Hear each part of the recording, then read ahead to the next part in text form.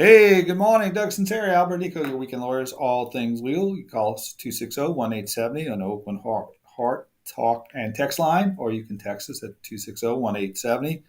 We're on to 11 o'clock today. Got a bonus hour. Anticipation of the Saints-Rams game at 3, and pregame starts at 11. Good morning, Albert. How's your Thanksgiving?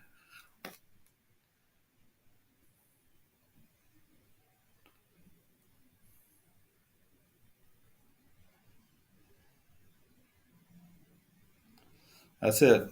Get the stretchy pants. That's all right. That's January 1st is for resolutions. And but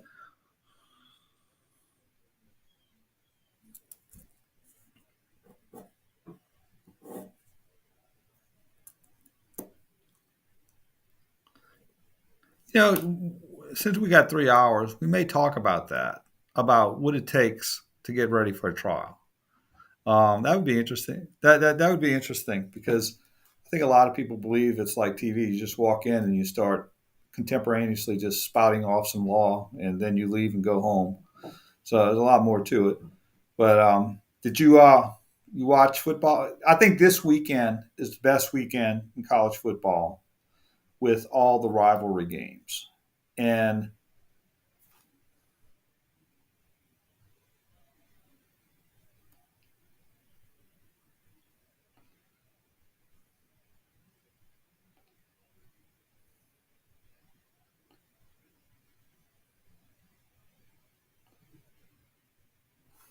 right.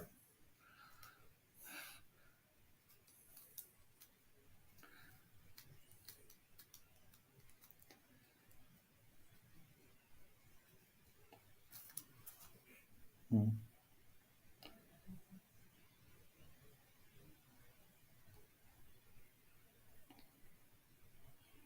Memphis. They play Thanksgiving night. Yeah.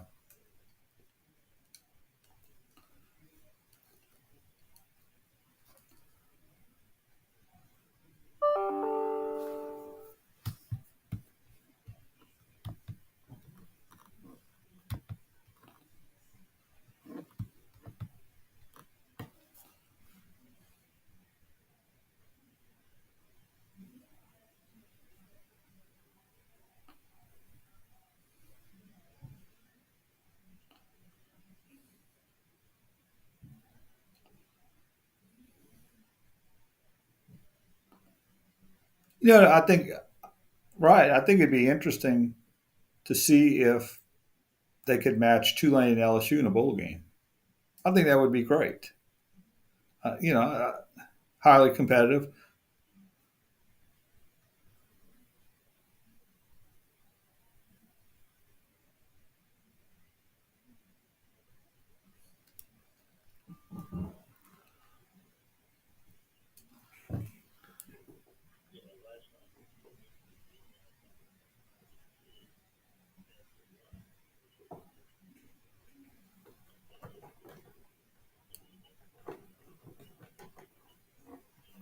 Sure, sure.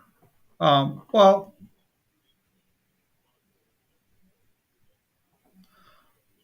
but I mean, they really can't be on the chopping block because he is. They can't afford to have him on. Yeah, it's at $60 million. It's not going to happen, and it just can't. Um, but well, I don't think I think there's three things he did with Kelly that he's learning about this job. I think the first thing he wanted to do is recruit nationally. He set up his staff to recruit nationally from coast to coast. And LSU is not a national destination like Notre Dame is. Notre Dame probably they have maybe 90 players. They might have players from 30 different states, 20 different states. And I think he figured out and he reconfigured his administration, his coaching staff to go local and then supplement nationally. So that's why he hired Baker, um, Corey Raymond, Cortez Kennedy, all these coaches with local ties.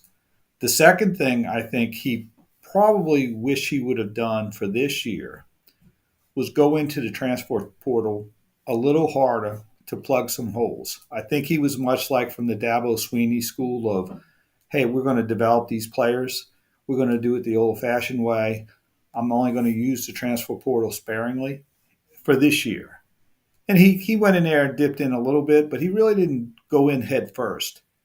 And I think there was enough holes in the team that he could, if he would have plugged it with the transfer portal, they might have been 10-2, 9-3 instead of 8-4. So I think, and those are probably the two aspects. Now the third part, I think he's still trying to figure out. You know, he's a Yankee. He's a northern guy, and he's from Massachusetts. They just have a different way to them than the South.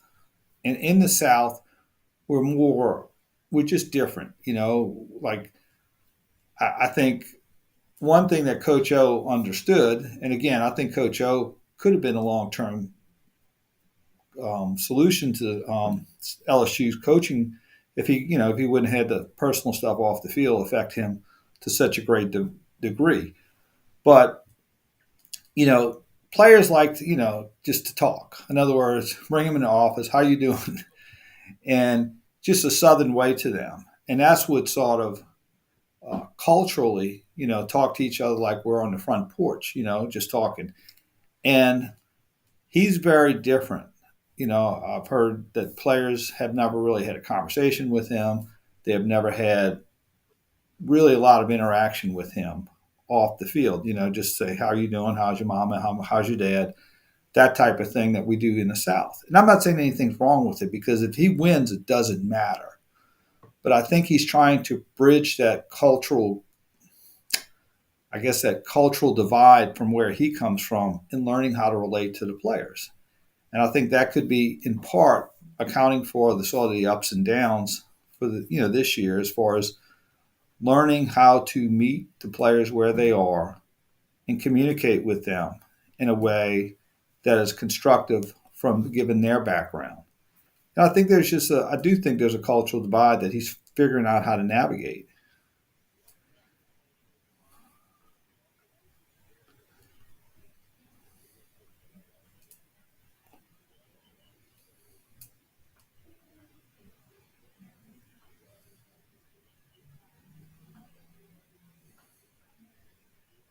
Sure, sure.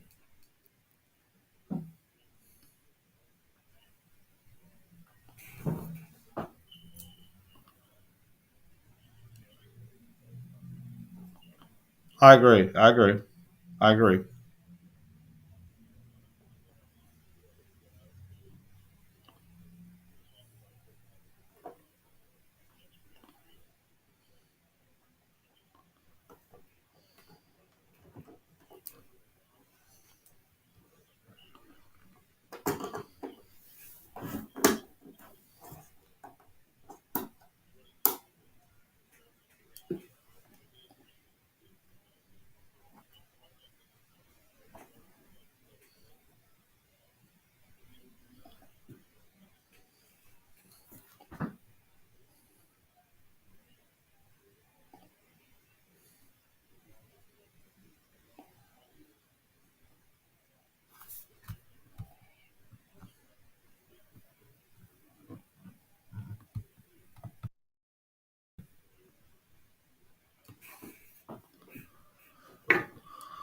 Right.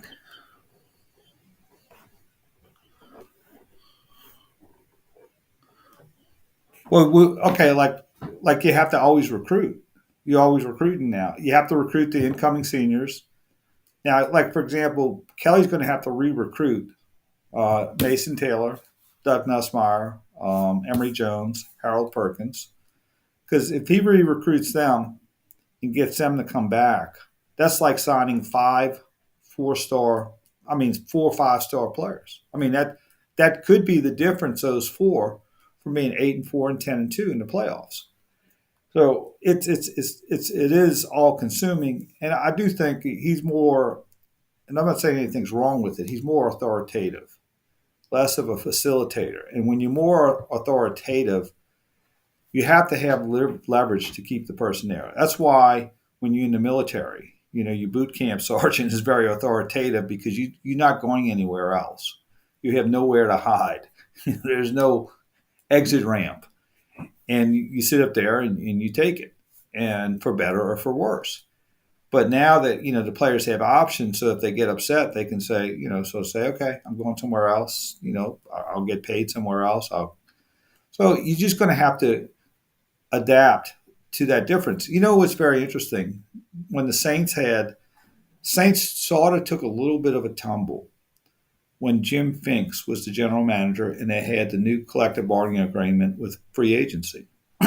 And the whole Bobby Abear situation with Jim Finks was probably arising when he went to the Falcons, arising from the fact that Jim Finks didn't adopt to the free agency or that type of mentality in a way that was conducive. In other words, he he had a certain attitude toward Bobby that Bobby didn't like, but Bobby had an option. If he didn't have that option, he would have had to just take it.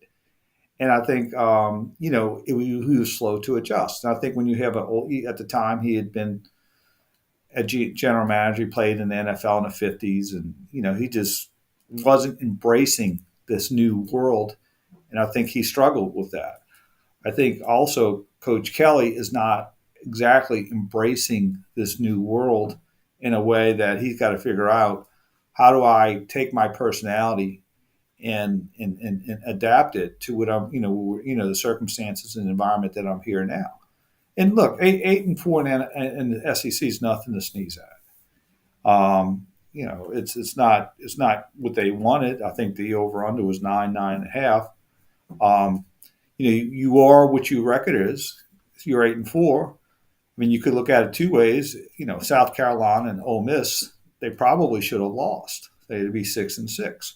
Or you could look at it and say, should it be Florida? And you should have beat A&M if you didn't have a second. If you didn't throw that interception while you're up 17-7, they could be 10-2. Or even if they were 9-3, they would be in the conversation right now with University of South Carolina as far as being an at-large team in the college playoffs if certain things fell right. And so, it's just, that's all it takes is the margin of winning and losing is just very, very small. But that's the difference, what makes and breaks coaches. Now, does NIL work? I mean, Ohio State looked bad yesterday. I mean, it was just, they looked inept. Oh, Northwestern, Purdue, Minnesota. So they had off weeks. They had buys. They had conference buys. Yeah.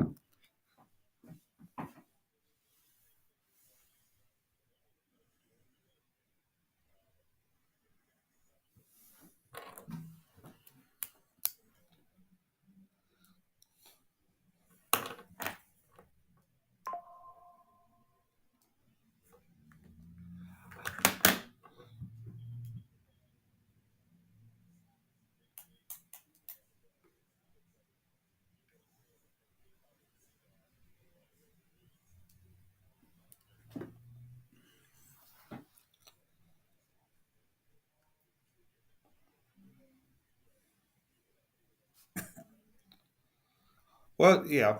But I will tell you one team that deserves to be in the playoffs is South Carolina. I mean, I think South Carolina is trending in a way. I think they're going to miss, but I think if they were in the playoffs, you wouldn't want to play them. I think they're trending to be one of the best teams, and they have 3 losses in the SEC, which we saw SEC cannibalizes each other. And if South Carolina was in the Big Ten, I think they would probably be playing in the championship game right now. Look at Oklahoma. Oklahoma's in the Big 12. They're in the championship game. They're winning every other year. They come to the SEC. They're 2-6 in conference. So I agree. There's a lot of merit. Now, one great thing about the playoffs is this time of year you only have maybe 1 or 2 games that are significant. on rivalry day because you only had four teams that could make the playoffs, and probably two or three are already preordained. But now you had so many different games. You had even the BYU Houston game as being significant in connection with the playoffs, which is something. So you, yes, yes, watch the whole thing.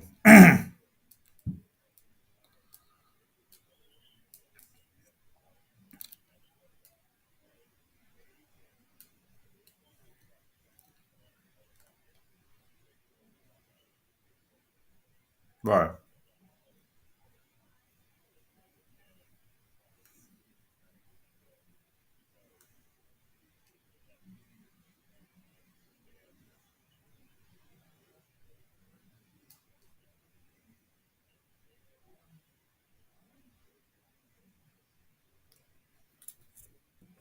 Mm-hmm.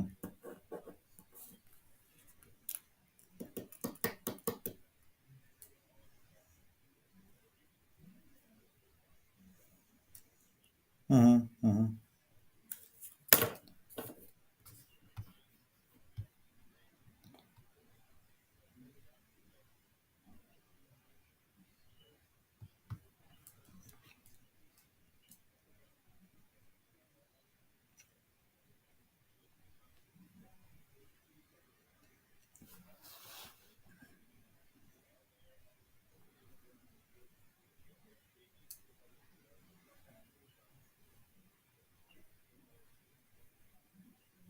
Right. Right. Yeah. Yeah. I mean,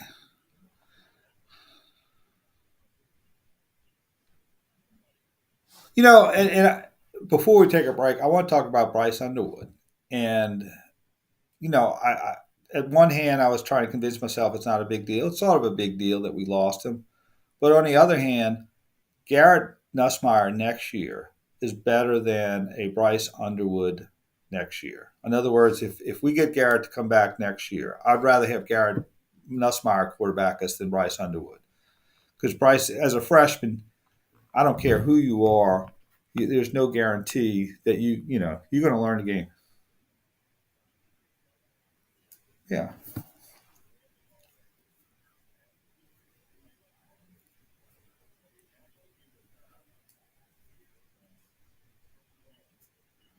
right. he might he might be in their doorstep in February. But here's the deal. I think as far as Bryce Underwood concerned is the silver lining. I think the new model is, and I think Kelly sort of acknowledged this week with the transfer portal, is maybe you let another team develop a quarterback for 2 or 3 years, and then when he's developed, then you get him on the portal because you have a finished product, like we did with Joe Burrow and Jaden Daniels. I mean, they took their lumps the first Jaden Daniels for the first 3 years, and Joe Burrow his first 3 years, and he sat, learned, and you didn't even take a scholarship, use a scholarship to have him sit on the bench. And then after he is developed, then you get him out the portal, and he's more of a finished product. I think that's going to be the model, here on out. So I'm not too upset about Bryce Underwood in the sense that LSU's quarterback for the 2026 season is probably not on their roster right now, and he's probably on another college team's roster, maybe a Mid American conference, maybe the Georgia Tech quarterback somewhere else where they can go in there and get that finished product rather than having somebody playing scout team for 3 years counting on him to quarterback. So I think what you have to do is the teams that adapt to the new environment are the ones who are going to be most successful. I know Dabo Sweeney has resisted. Now you see the other side of it. Florida State had a lot of portal players from last year who are one and done, and then this year they don't have any foundational talent to come behind it, and so they're 2-10 this year, and they had a horrible year. So you have to have a balance of both, I think, and you got to strike that right balance. In other words, develop the talent internal and supplement with the transfer portal, And it's much like NFL free agency in the draft. Same kind of deal. You have to have a balance of having, building through the draft, but also supplementing with, uh, free agents. And so that'll be the future. Now, here's one last thing before we take a break. And I thought this would happen. Oliver Luck was hired as the general manager. Andrew Luck was Oliver Luck played for the Houston Oilers back in 1990s. Andrew Luck, which is his father, Andrew Luck was hired as a general manager for the Stanford football team, and you're going to start seeing college teams resemble football NFL structures. You're going to have a general manager, you're going to have a director of scouting, you're going to have the coaching staff. You're going to have a different structure than you had before. And so, what you're going to have in the future is you're going to have a general manager who's going to be hired by the Saints. You're going to have a Randy Mueller. You're going to have a that type of person who's going to be running these college teams because you're going to have the NFL structure. So things are always changing. Whether you can adapt, you adapt or die. And hopefully, the coaches who adapt will make it in this new environment. The ones who don't are going to be relics of the past. So. All right, let's go to break. I say we talk about the Saints next segment, and then we're on for 3 hours. So and then we'll have 2.5 hours of law. So we'll be right back. We're on until 11 o'clock today, leading up to the first take. So stay tuned on All Things Legal. We'll see you in about 3 minutes.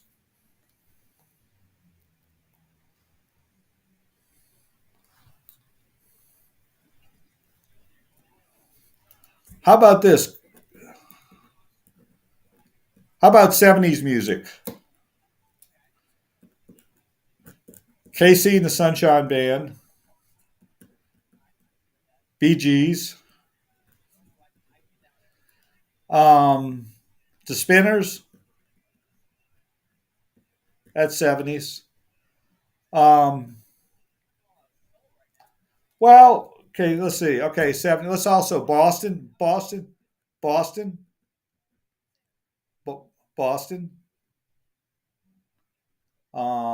Eagles, Cheap Trick. All right.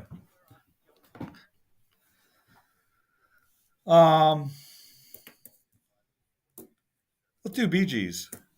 Saturday Night Fever or something. All right. Okay.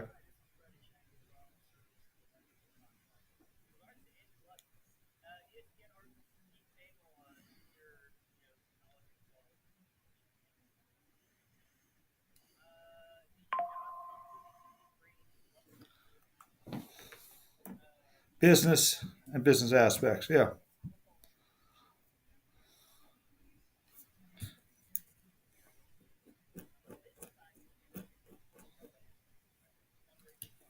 Mm-hmm. Mm-hmm.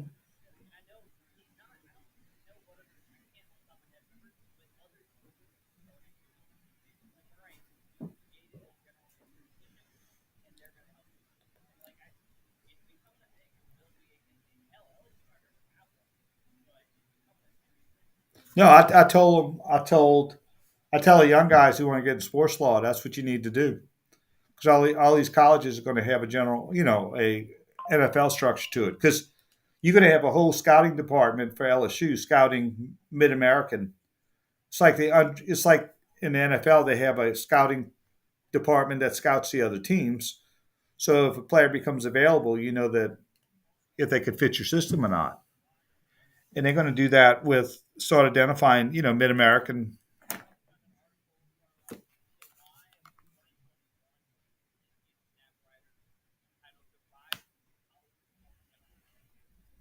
Mm-hmm.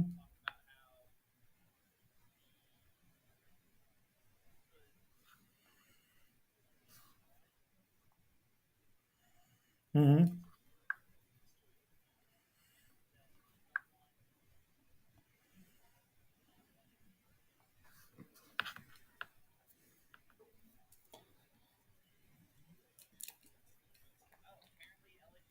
Yeah, right. Thomas. What's that kid's name? Thomas. His name is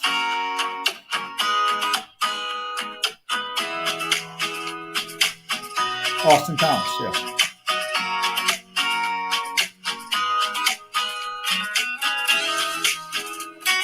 Right. He's general manager.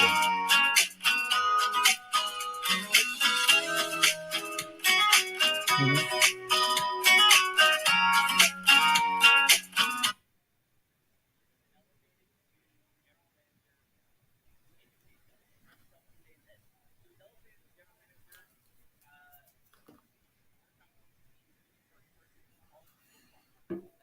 Mm-hmm.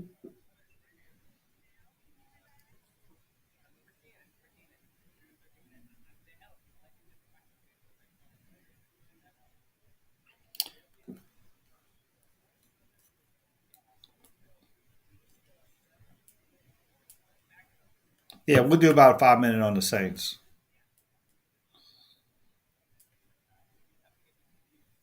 No, we'll get out right at 40.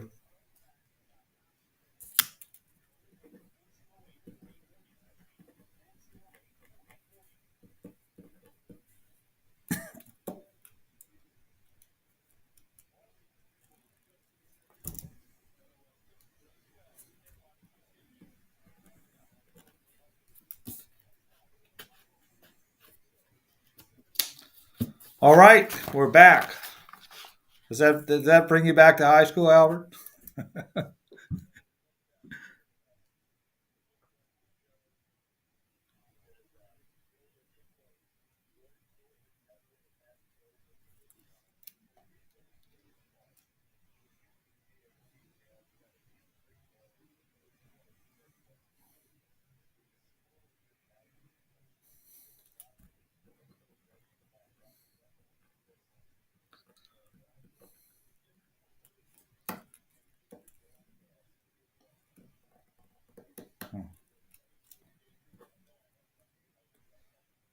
Huh. Yeah.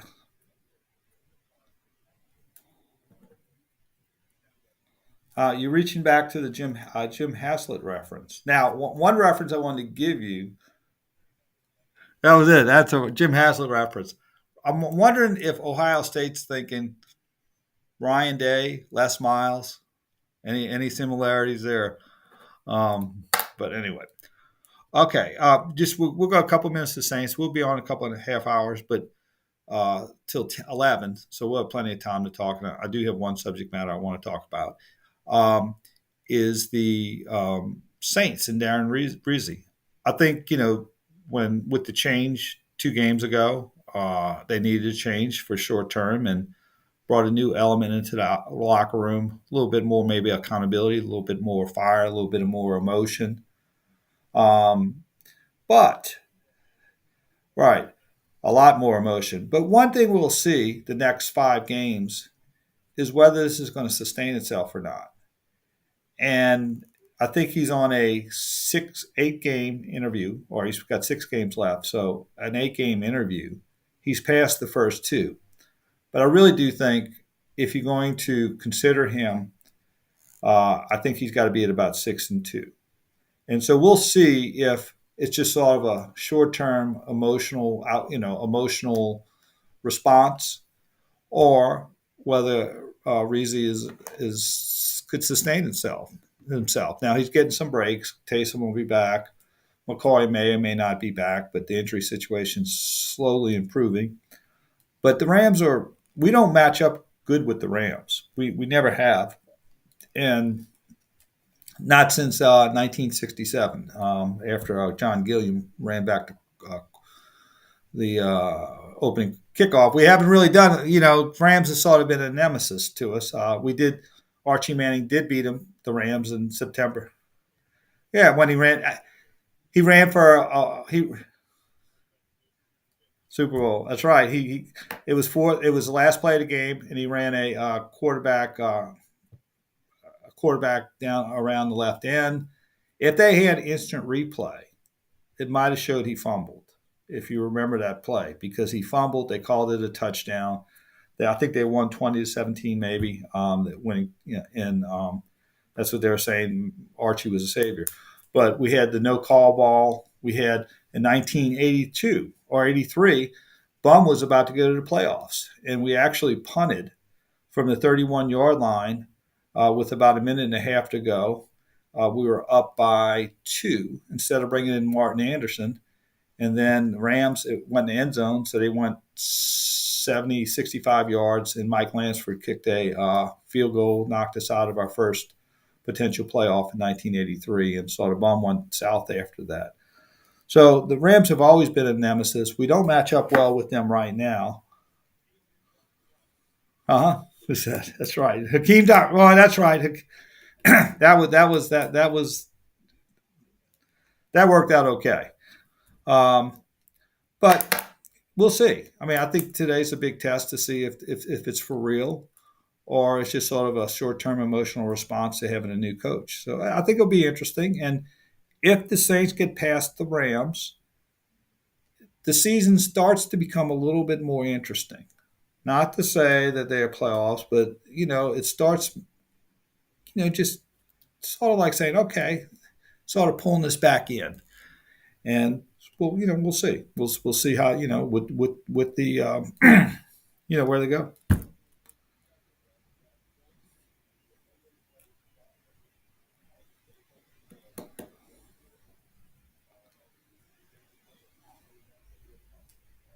And yeah, Raiders are horrible. Yeah,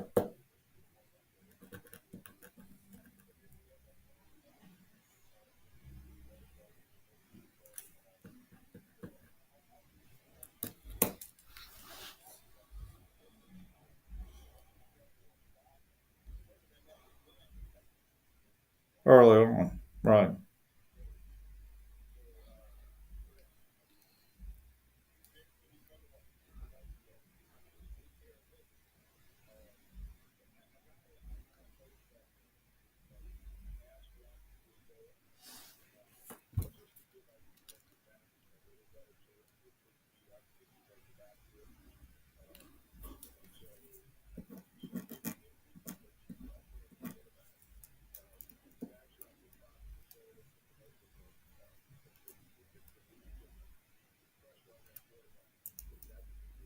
Mm. Matt Stafford, when he came out of college, this is sort of interesting fact. I saw his scouting report. Matt Stafford, as far as his measurables, was the highest rated quarterback ever to come out of college from the metrics that the scouts use, as far as intelligence, arm strength, accuracy, mobility. He was a scout had told me that he was the highest rated quarterback ever to come out. Because you had some great quarterbacks come out. Some would come out as far as the metrics are concerned. They might be high in one set of metrics and low in the other, which sort of maybe doesn't, which doesn't, maybe like Tom Brady or Peyton Manning, maybe the metrics were pulled down by their speed or what have you. But as far as overall, the objective metrics that the NFL scouts use, Matt Stafford was the highest that ever came out of college. Now he's 36, and he's been through wars, and he's still performing well. He's not. I don't think he is what he used to be, but but he is good, and he's all pro caliber. So it's just sort of interesting to see.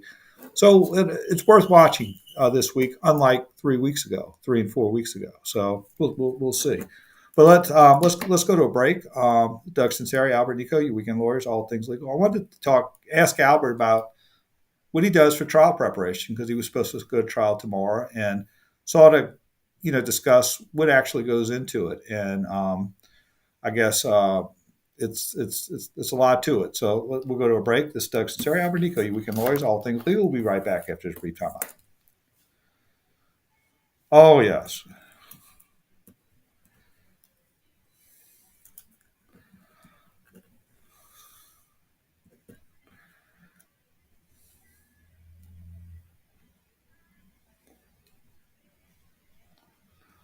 Oh, I have a deep cut. You could do it next hour. Jazz Man from Carol King. Yeah, yeah. Oh, you can use next as Jazz Man. You ever hear that one? Well, when the Jazz came to town, the NBA team, that was their theme song, Jazz Man.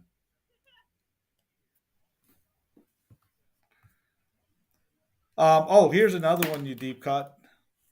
Paul McCartney and Wings. Now, well, I think Silly Love Song was made in New Orleans when he was down here in 1973 for Mardi Gras. I think it was recorded down here. Let me see. Let me double check that before I say it. But he spent 1973 in Mardi Gras here incognito.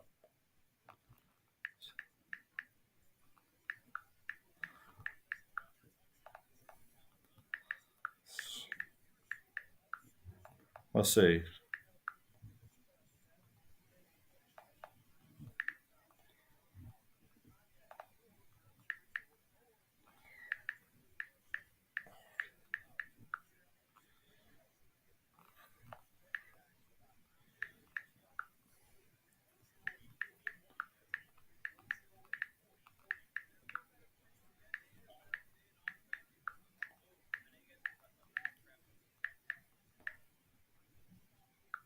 What's that?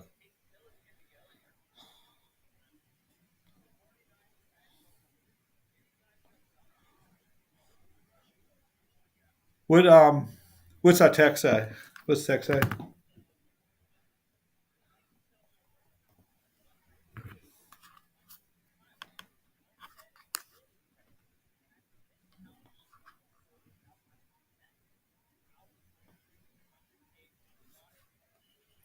Okay. Well, I'm gonna get you to read it. I'm gonna get you to read it.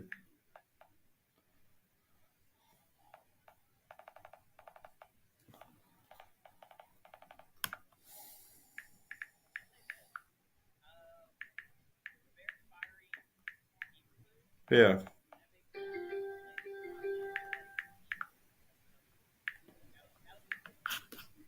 You know who interviewed for that in 2021? You know who interviewed for that job in 2021? No, Kelly, Brian Kelly. Hmm.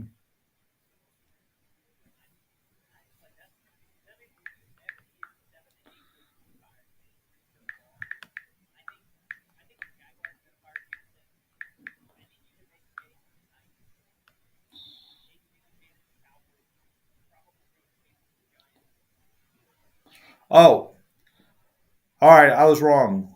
Paul McCartney recorded "Listen to What the Man Said" in New Orleans. Yeah, yeah. They had a saxophonist from Thibodeau. Yes.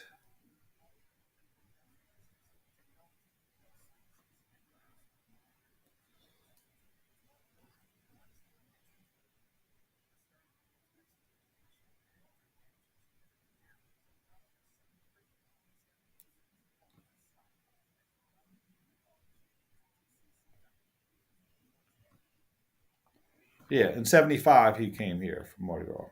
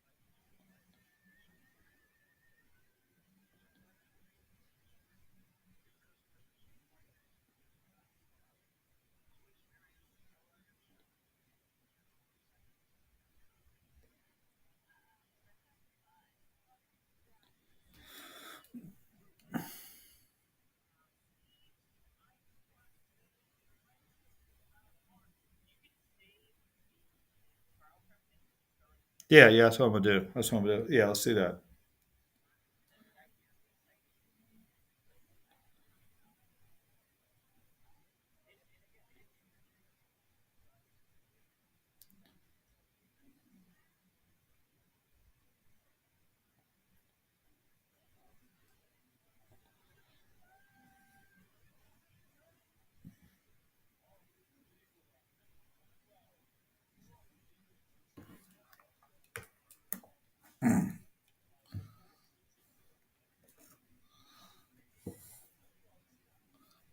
Hey, we're back. Doug Terry Albanico, you weekend lawyers, all things legal. Let's, Cullen, our underpaid and overworked engineer. You are appreciated by us. We got a text. What do we have?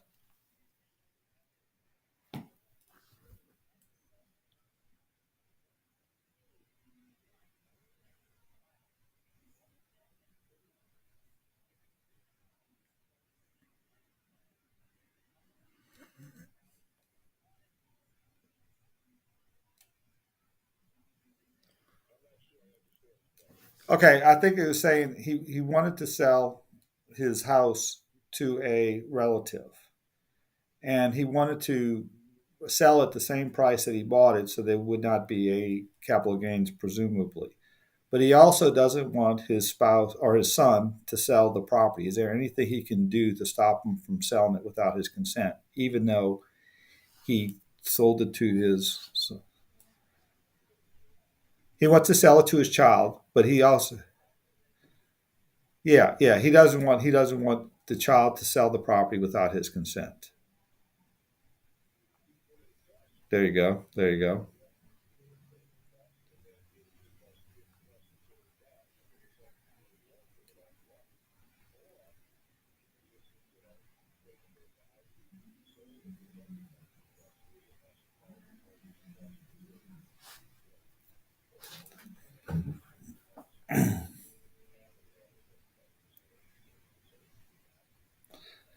And the son, since if the son's the beneficiary, he would be able to avail himself to the uh, he'd be able to avail himself to the homestead exemption. In other words, if the father puts it in a trust, the trustee could control what occurs with the property, and they could put certain whatever limitations he wants to put on there, or what type of discretionary activities that he can implement while in connection with the trust. But the son could be the beneficiary of the trust, which means he would live there.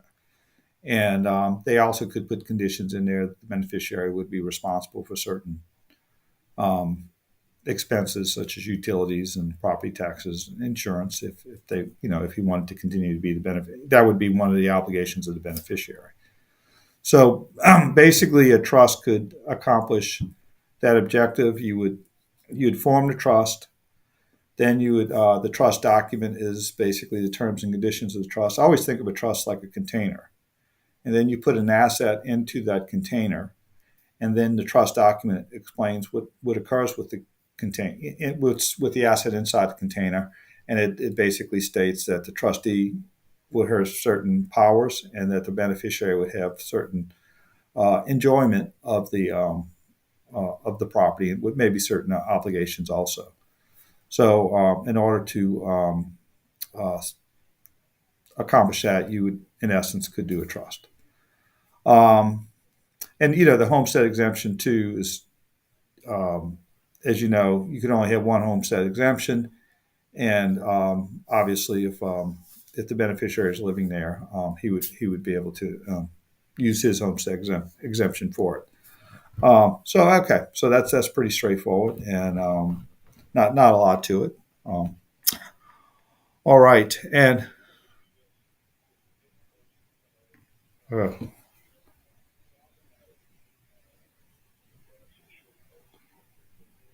okay, yeah, we got about two. We got about two.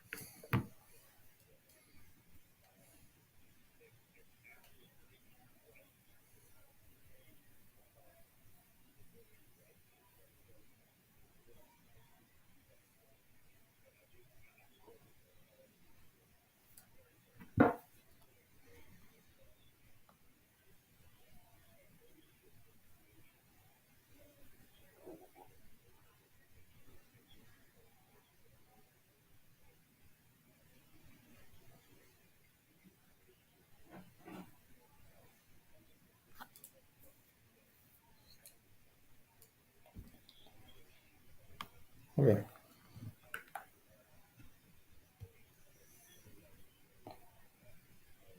Uh, and and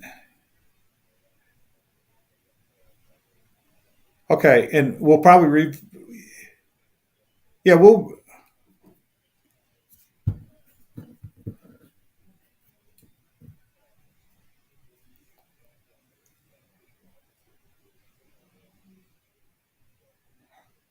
we'll probably revisit that in the third hour too, just for the new listeners. Let's go to a break. Let's get out on all things legal.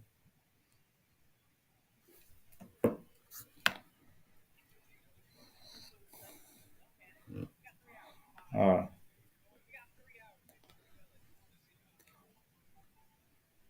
how about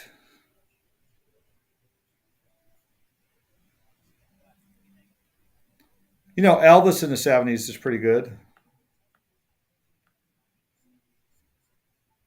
Kentucky Rain, um, in the ghetto. Let's see.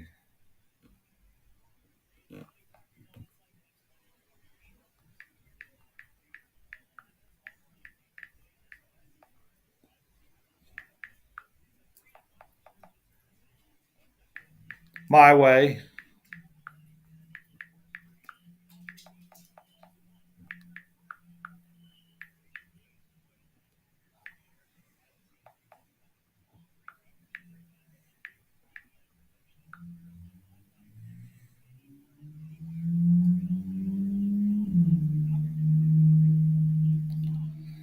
Let's see. Kentucky Rain, The Wonder of You.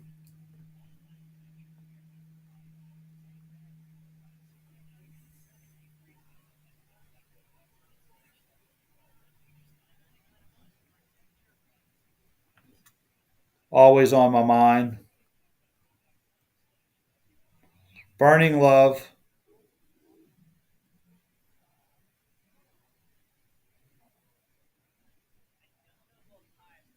No, no, no. Okay. Yeah. All right. We'll just get in and out.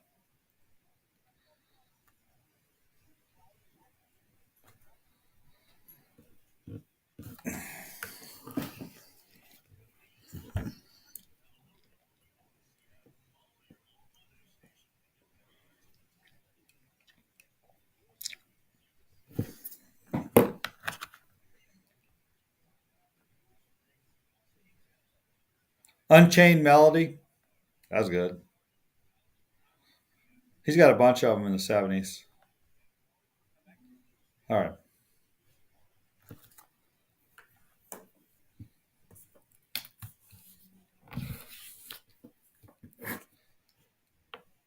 Hey, we're back.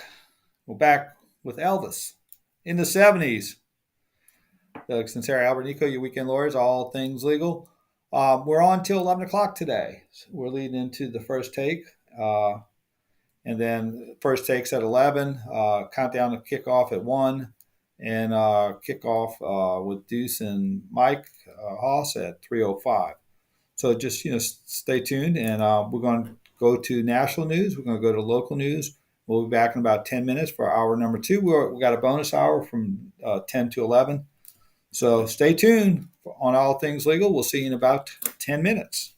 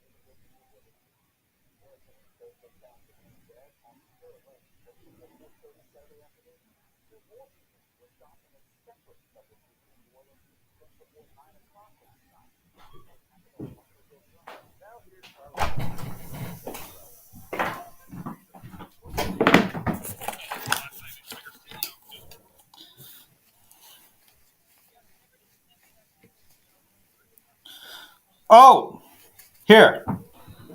I'll send it to you right now. Here, watch. I'll show it. Are you on Facebook? No, that's old, huh? Here, I'll take a picture. It's hard. I'm, I'm so.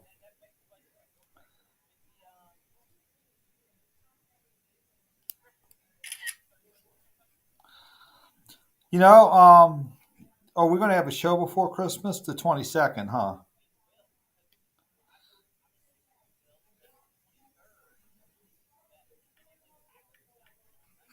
Yeah.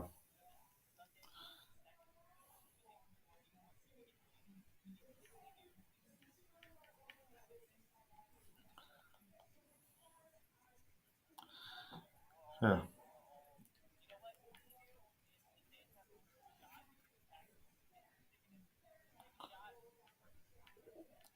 There you go. Or both. Here, I just sent you. I sent you my tribute to LSU.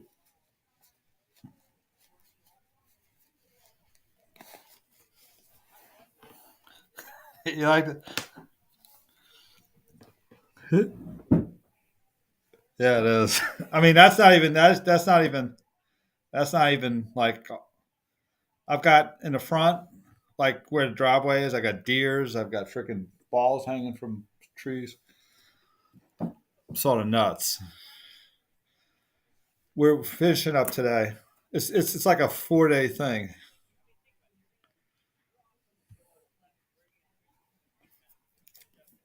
Yeah, and watches. Yeah, yeah.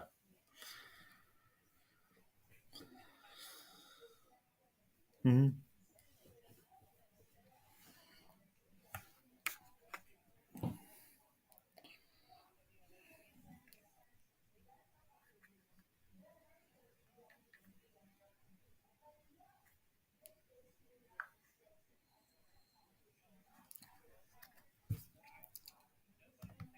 Okay.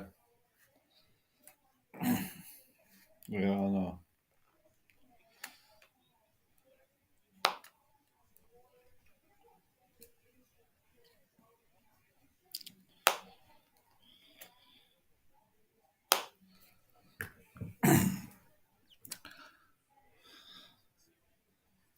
Hey, we're back. Hour number two. Doug Sinceri, Albert Nico, you weekend lawyers, all things legal. You can call us or text us at the Oakland Hard Talk and text line at 260-1870. We're on to 11 o'clock. And 11 o'clock, we have with First Take with Steve Geller and Jeff Nowak. 1 o'clock, the Bud Light Countdown with Mike Batillier, Mike Hoss, Steve Geller, and the crew. And then we're going to have kickoff at 3:05 against the uh, Los Angeles Rams. Oh, my goodness. You know, I was up in St. Louis the week they moved from Los Angeles to St. Louis. I happened to be there doing a contract, and I went to a temporary office and we talked. And Georgia, Georgia. It was a very interesting story. The general manager at the time was Jay Zigmont, and he would not want me to tell the story, but it's okay now. But he was telling me that I think he was a CPA at um, a firm in Dallas, and he had said that I was a young CPA, and they gave me a exotic dancer as a client to do her tax returns because none of the partners wanted to do it because that was sort of they thought it was a little beneath them, to have a exotic dancer. There was sort of a one of those firms that are what do you call high class firms or prestigious firms, more conservative firm. And so he was talking. He said, "Well, I was a young CPA," and I said, "Heck, yeah, why not?" And he says, "I really got to like the lady." And the lady looked at me, sort of a son, and we developed a nice little business relationship. And she enjoyed talking to me, and she could trust me. and that she'd walked into our office, and I'm sort of condensing the story, but he walked into my office and said, my husband just drowned off the Atlantic coast. I am now the owner of the Los Angeles Rams, and I would like for you to be my CFO. So I always tell young people those kind of stories because if you work hard, and you do your job, and you sort of, no matter who it is, you never know what's going to happen and what kind of breaks you get. But it turned out to be Georgia Frontiere. She's married to was it Carol Rosenblum, I believe, and it was his seventh wife, and so she happened to be the seventh wife. He had met her while she was entertaining at a club. They fell in love. They got married. He drowned, and she became the owner of the Los Angeles Rams. So she moved. She moved the Rams to St. Louis. They were there for 20 years, and she moved them back, or they moved back, and that's where they are right now. So you never know. You never know what the life takes you. Okay, let's go to phone lines. Let's go to Brian. He's got a question regarding Louisiana citizens. Hey, Brian, you know all things legal with Dexon, Sarah, and Albert Nico. Good morning. Good morning.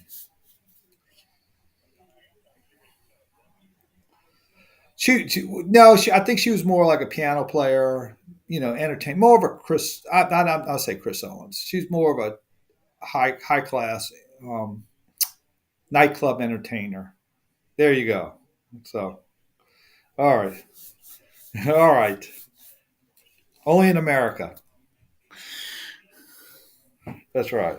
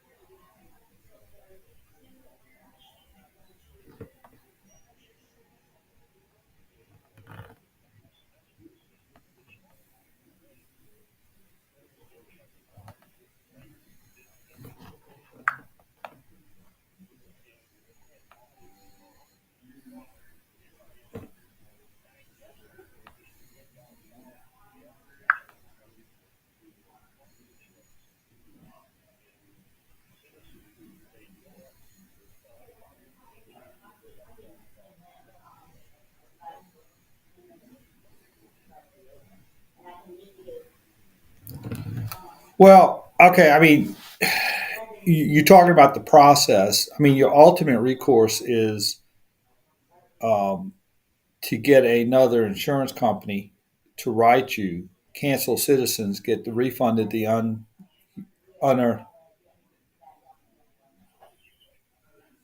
Okay.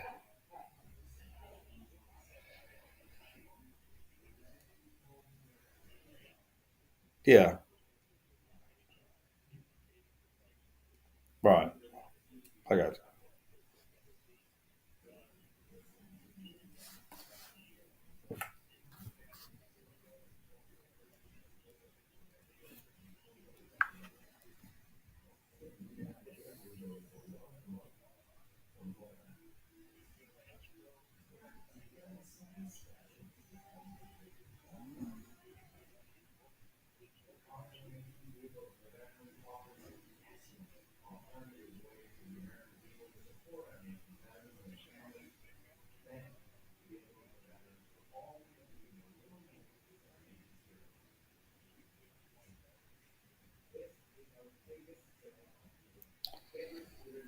Well,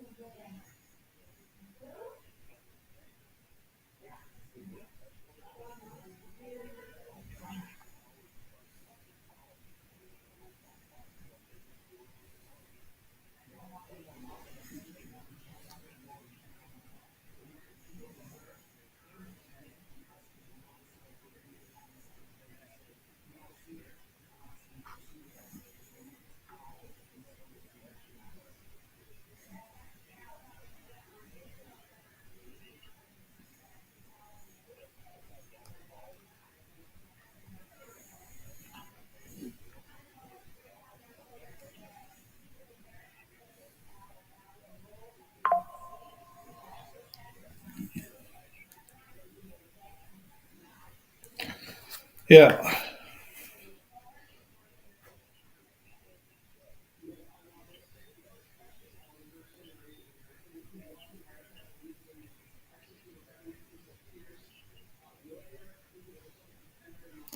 I mean,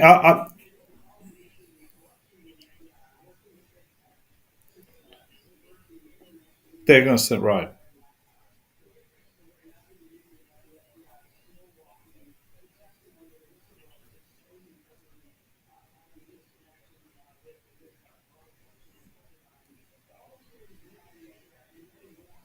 Yeah, I mean, are you looking for some? I mean, what you're saying, basically, the problem you have is the time period for insuring it has passed, and premium was paid. You had an insurable interest during that time period, and it's passed. It's going to be very hard to go back and say, well, I wasn't notified of the increase, so therefore give me back the difference in premium. And that's what I think you're asking, whether you could do that or not. That would be very difficult unless you. But well, here's what you'd have to overcome then is you'd have to overcome the fact that if they said that they mailed it out and you didn't receive it, how do you overcome that negative to prove a negative? And that just from an yeah, go.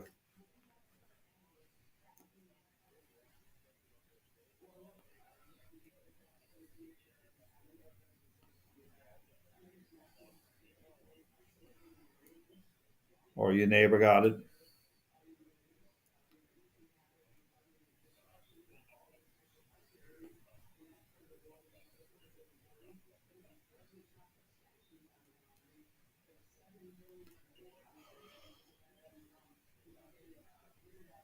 Yeah.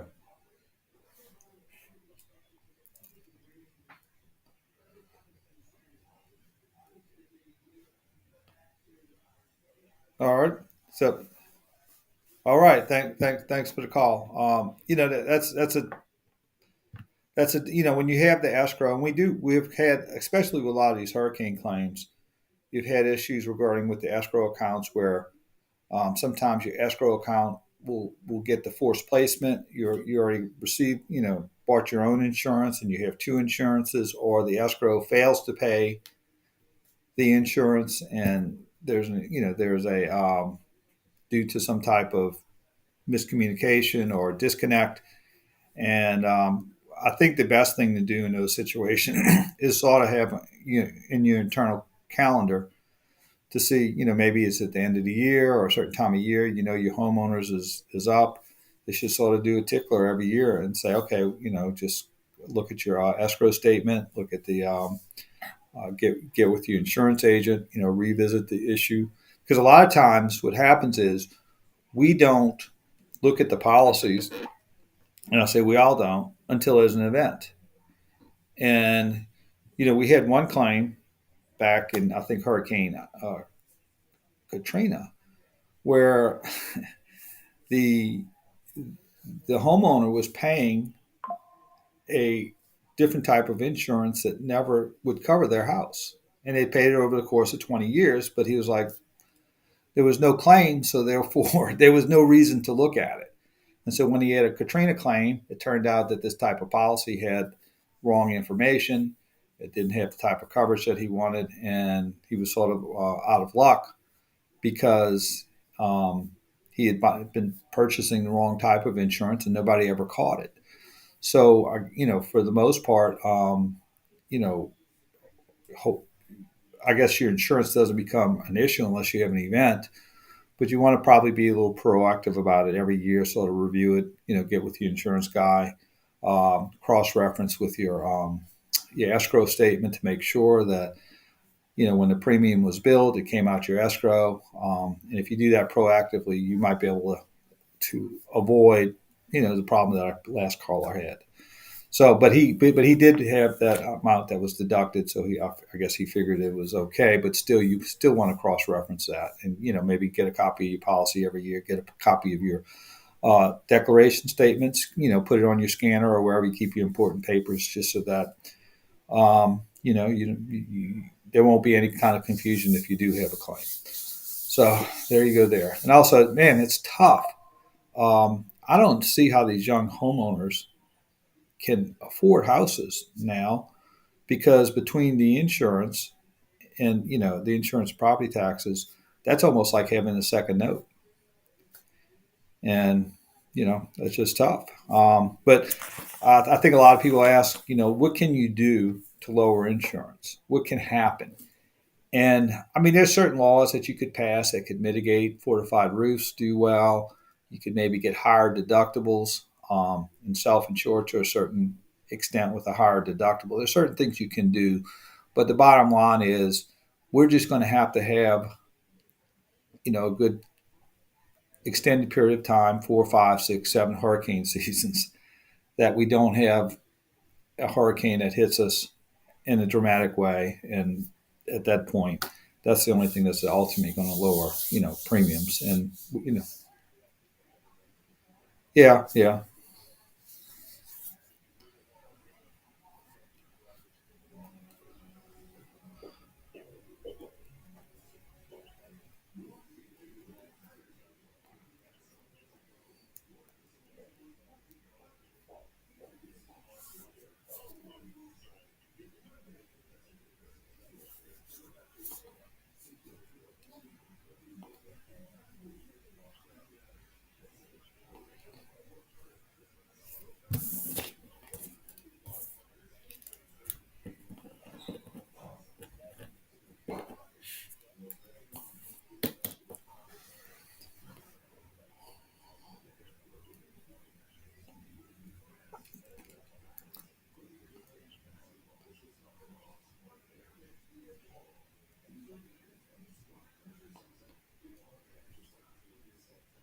Right.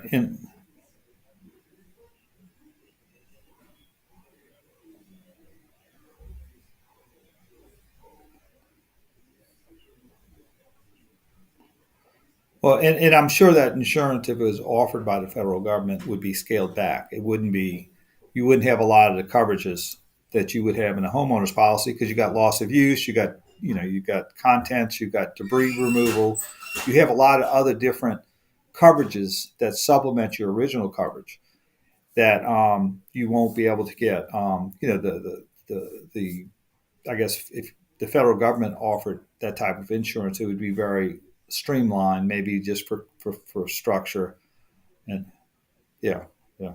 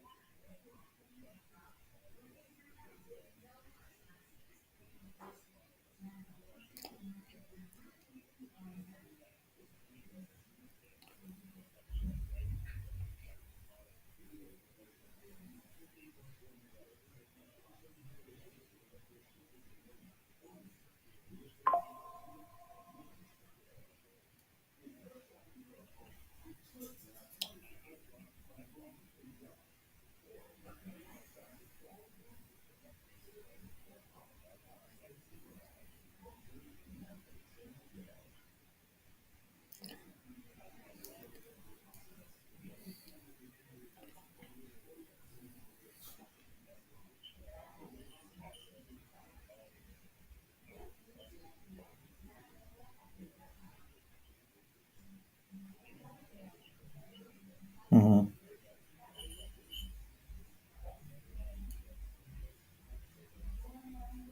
Mm-hmm.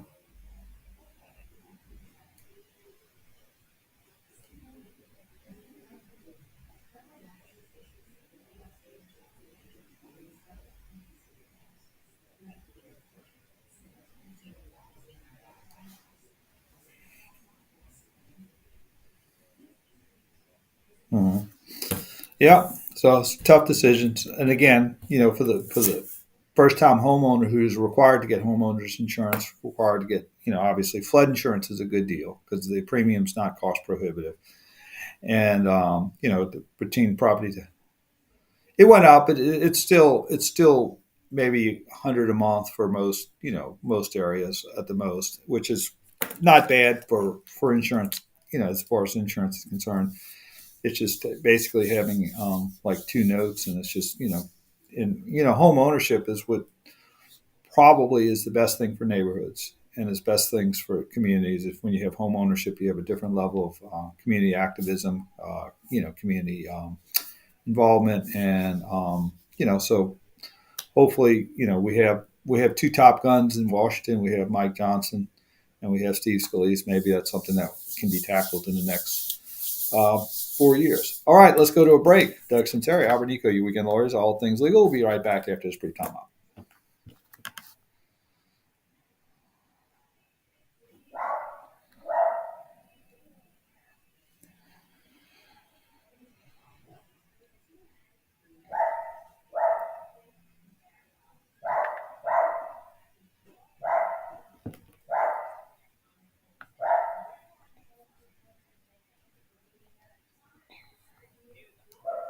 The Hollies. Okay, let's see. How about, are you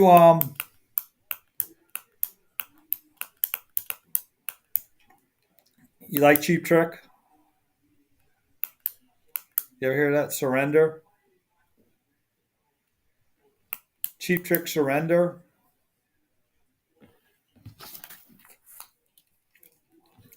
I have a deep cut too. The Doobie Brothers, What a Fool Believes.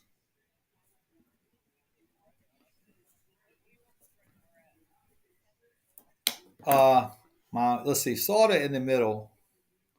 Mommy, right there's all right, yeah.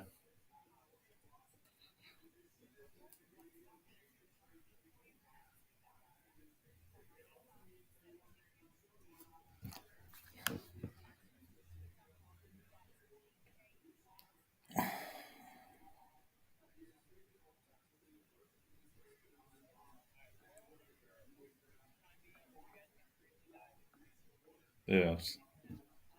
Yeah, that's fine.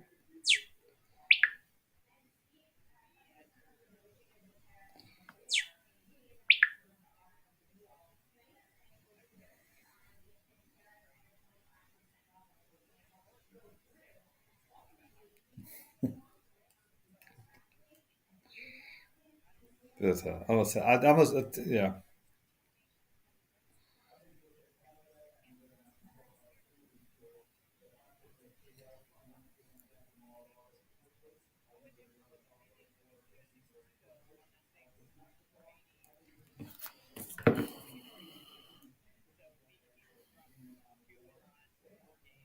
That'd be 8-9.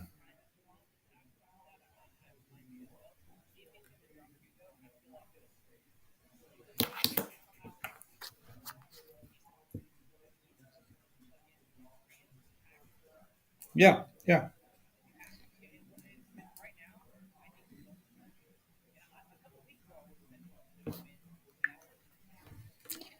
yeah.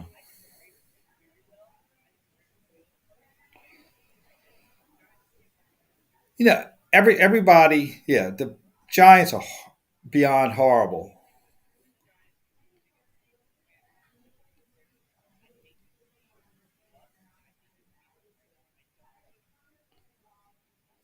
What about the like if you can't beat Tommy DeVito twice in 2 years, Tommy Cutlets?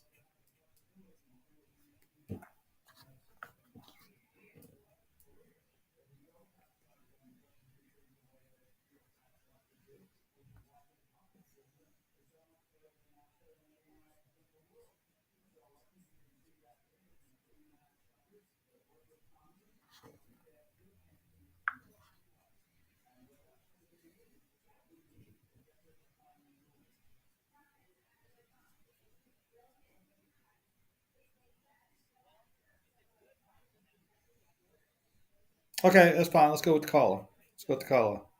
Who's with? Yeah. Oh yeah. Oh man. Yeah.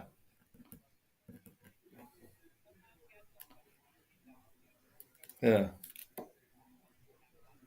Yeah. That's all right.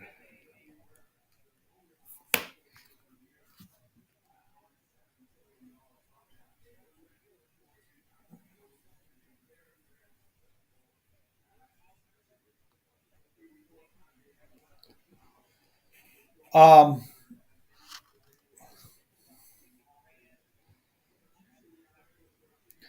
Yeah. The 9-8 might win that division.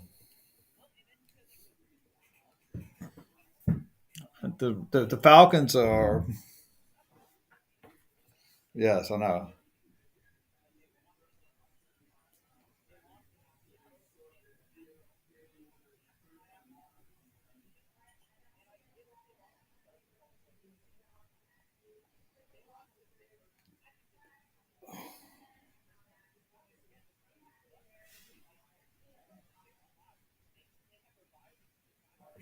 Hmm.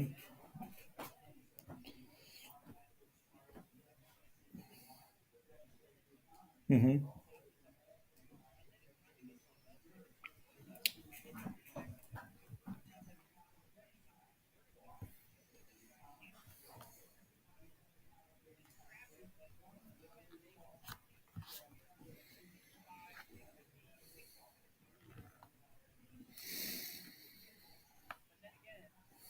Get it. Wow. Yeah.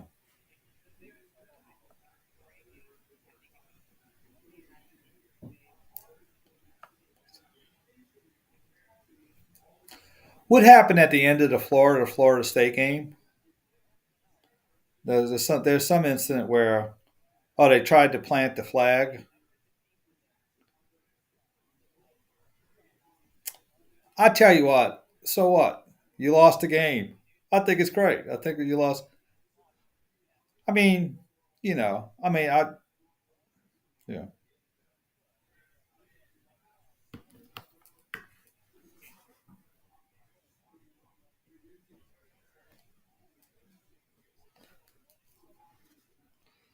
Hey, we're back. As we're venturing back in the '70s, when Albert was a star quarterback at St. Paul, who, if he could, who the coach sent in on 3rd and 27, run the belly, and Otherwise, you'd still be playing maybe. All right, at 63. Let's see. George Landon made it to 51. Um, but um, let's see. Let's go to phone lines. Who we got? Who do we have? That's right, Monroe from Gentilly. We hadn't heard from Monroe for a while. How you doing, brother? Happy, yeah, happy Thanksgiving.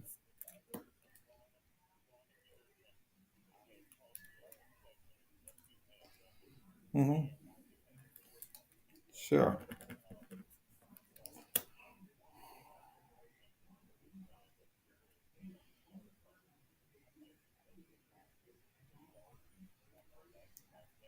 Mm-hmm.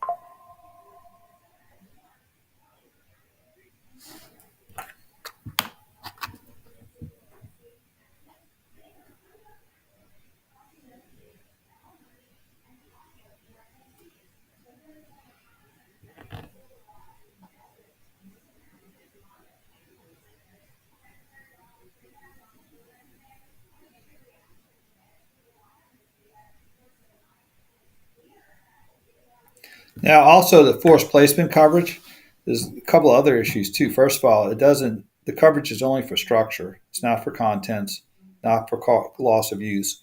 In some forced placement policies, the homeowner is precluded from filing its own claim. The bank or the mortgage company would be the only, they would be the named insured under the policy, and it may not provide for a homeowner to file a claim if the mortgage company doesn't. So you might have a situation where you have not a lot of damage, maybe $20,000 or $30,000 of damage that you'd like to have addressed, but the mortgage company's not inclined to file a claim just for whatever reason, that maybe not enough money or it's not worth the time. There's some forced placement policies that will not allow the homeowner to actually file a claim against that policy, or some courts may not recognize the homeowner as a third party beneficiary of that policy. So the forced placement also, depending on what policy, some do, some don't.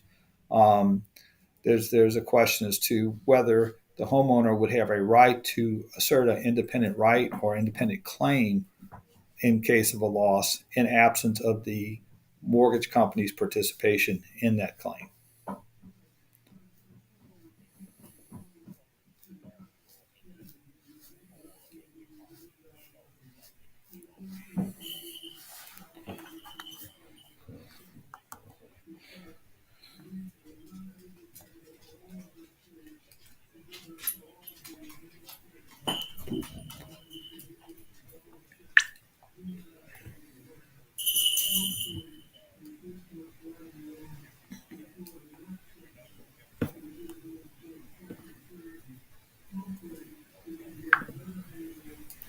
Yeah, it's just basically for fire. It's just basically for fire. What they would consider as fire coverage is if your house was affected by fire, it would cover that, but it would not cover a.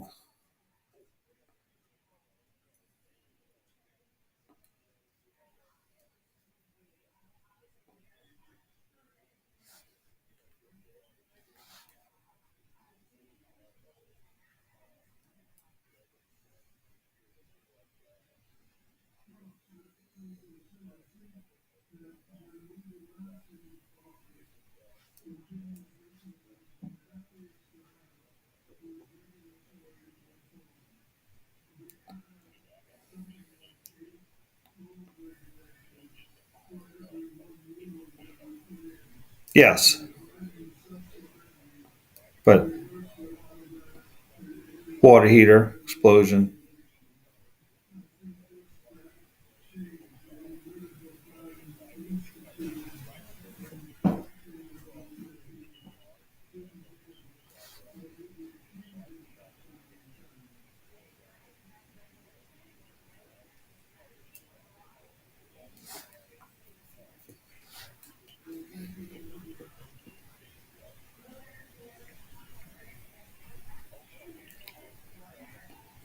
Yeah. All right. All right, Monroe. Yeah, and if we don't talk to you before Christmas, Merry Christmas, Monroe. Good to hear from you. But as a follow up, insurance is risk. What risk can you withstand, and which risk can't you? It's risk management. Um, and if you lived in New Orleans area from 1965 to 2005, you had insurance those years. You didn't really have a claim. If you self-insured for those 40 years, you'd be way ahead. So it's just we put the money aside, right?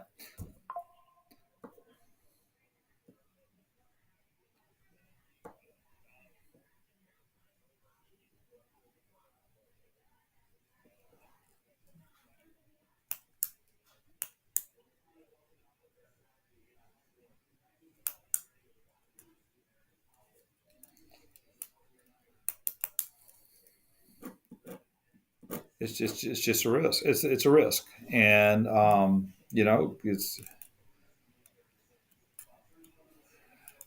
and I mean people often ask advice about risk, and I mean I think there's one axiom is that if you can't afford the risk, then you have to get insurance. I mean you're really playing Russian roulette. But if you could afford the risk, then you can really do an analysis as to whether I need the insurance or not, and what's the cost benefit analysis, and whether the cost of the insurance is so cost prohibitive that you're willing to take that risk. So those are the hard to, yeah, yeah, right.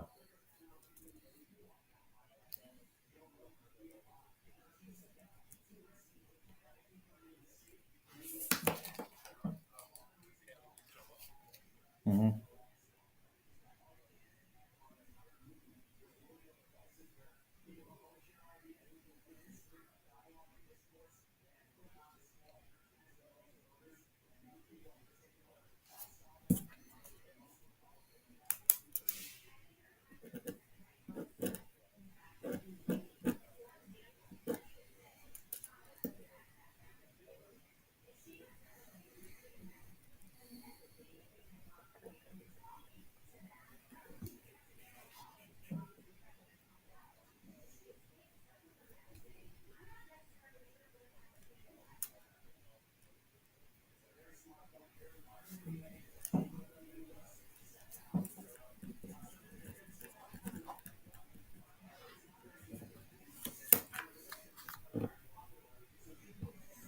Hmm.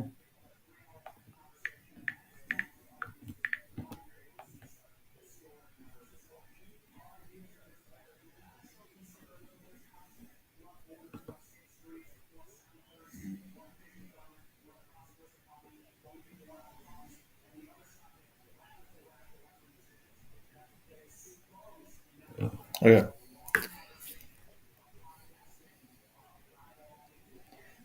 Okay, let's go to a break. Dex and Terry, Albert, Nico, you weekend lawyers, all things legal. We'll be right back after this brief timeout.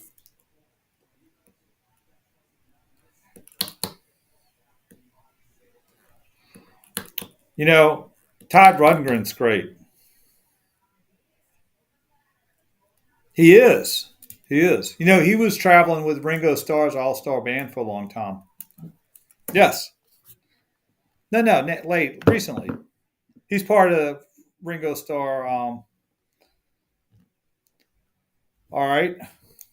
Do you like now? They had a lot of soft rock like Seals and Crofts, England Dan and John Ford Coley. Yes, I am. Let's see. Um, okay, here's one. What a Fool Believes. Doobie Brothers.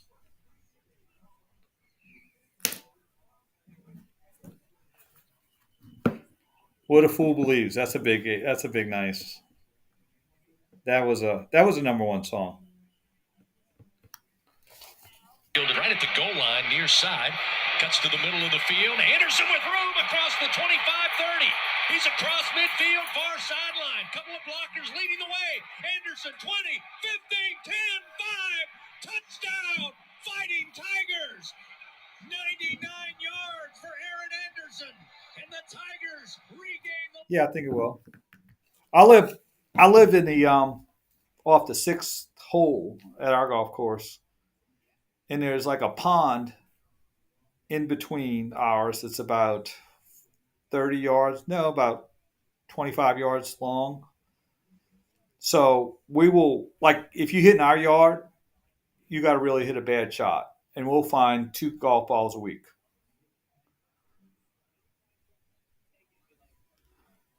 And we'll find one in my pool every once in a while. Now there's some windows that are like they're 30 feet from the golf course that I, I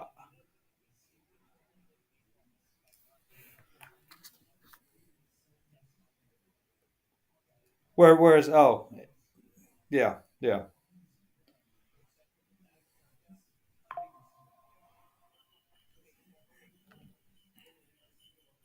yep.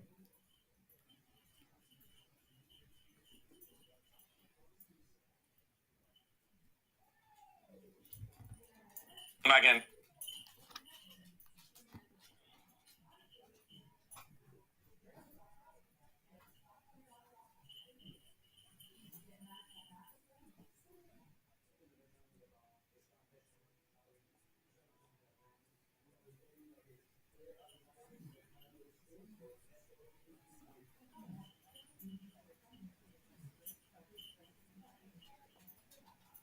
Yeah. We'll get in. We'll go in and out.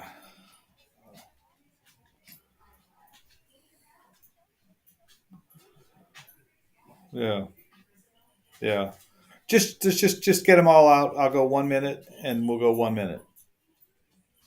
Yeah. I'm just going to do a read, and we're going to get out and get in and out. We're going to be back on December 22nd. I'll talk about that.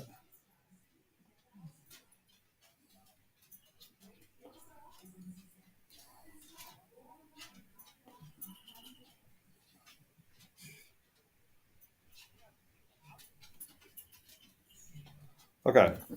Yeah, we go.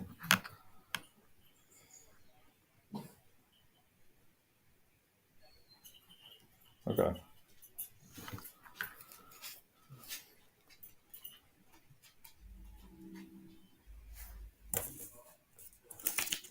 Hey, we're back. Sarah Albanico, your weekend lawyers. We sort of went long the first two segments, so we're going to go in and out, but we're on till 11 o'clock today. And Colin, I think we're back on December 22nd is our next show. We'll be off the weekends after that because Green Bay will be, we're playing Green Bay on Monday night. Oh my goodness, we're playing Green Bay on a Monday night in December. What do you think temperature is going to be for that? 10, 12 degrees. But the Saints did beat Philadelphia in the coldest game. Yeah, right. And we did beat Philadelphia 2 years ago in the coldest game ever the Saints ever played in. And so, which is sort of promising.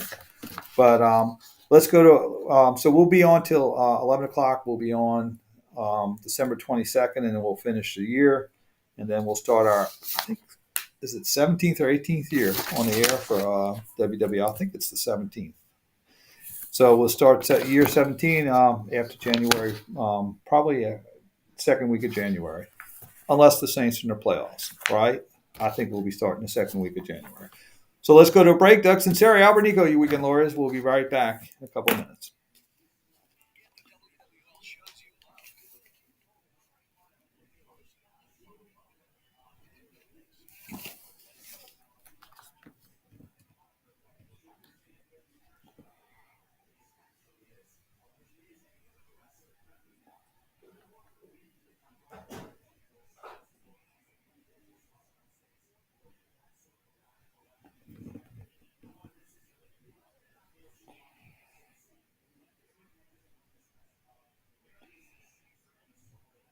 Both squads has been issued. Those fouls will offset. There's a counter on every player of both teams. They each have one unsportsmanlike conduct for the rest of the game. Unsportsmanlike.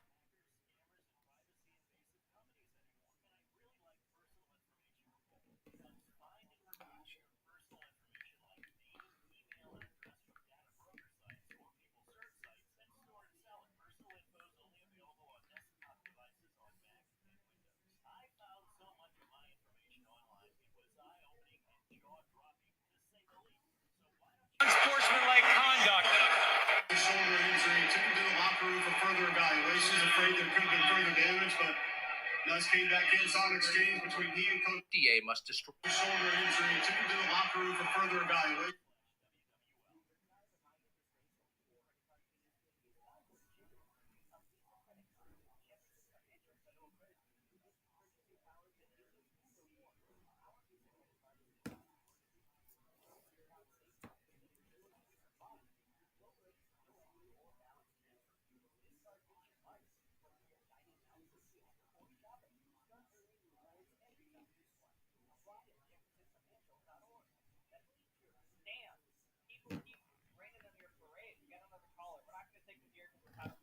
Yeah. Oh,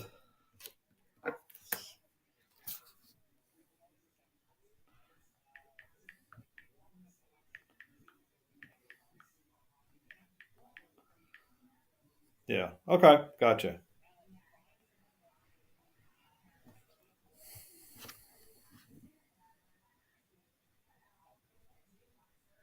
Oh, Santa Mar. Yep.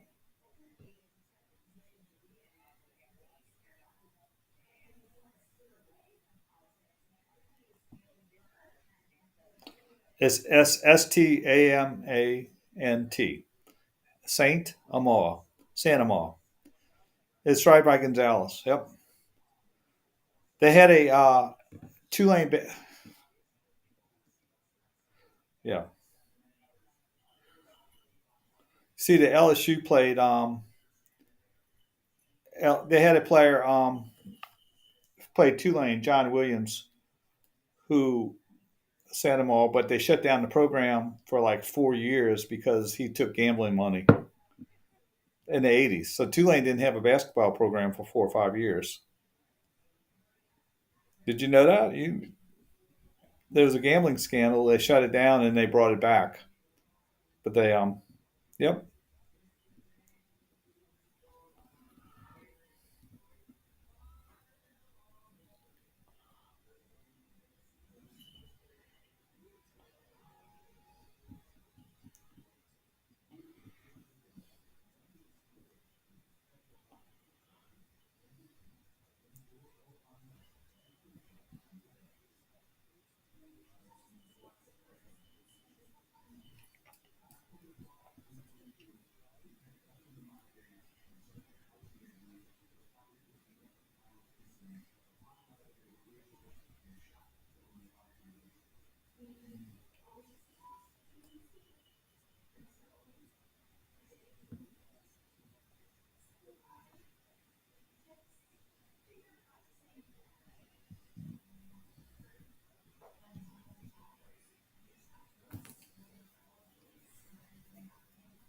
Guess who?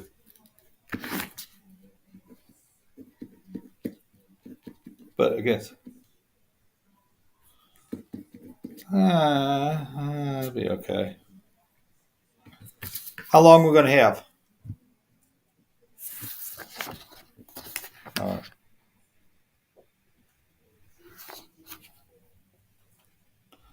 All right, we're back. Doug Terry, Albert Nico, your weekend lawyers. We got about a minute before we go to local news, national news.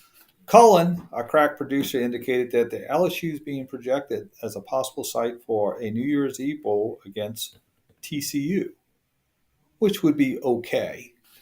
Rumors. That's just, you have all these prognosticators who have, where they're going to go. I would love to see Tulane and LSU somewhere, but it would make sense for LSU to go to Houston because we would travel to Houston.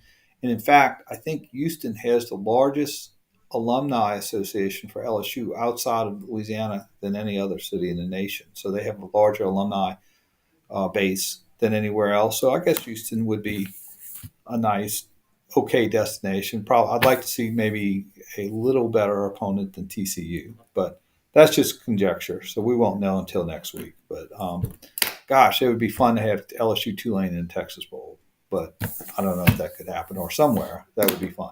All right, we're going to take our second break. We go on to 11 o'clock. We're going to national news, local news. We'll be back in about 10 minutes and all things legal. So we'll see you then.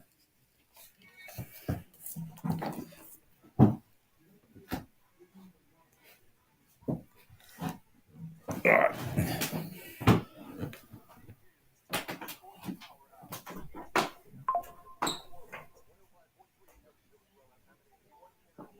Hey.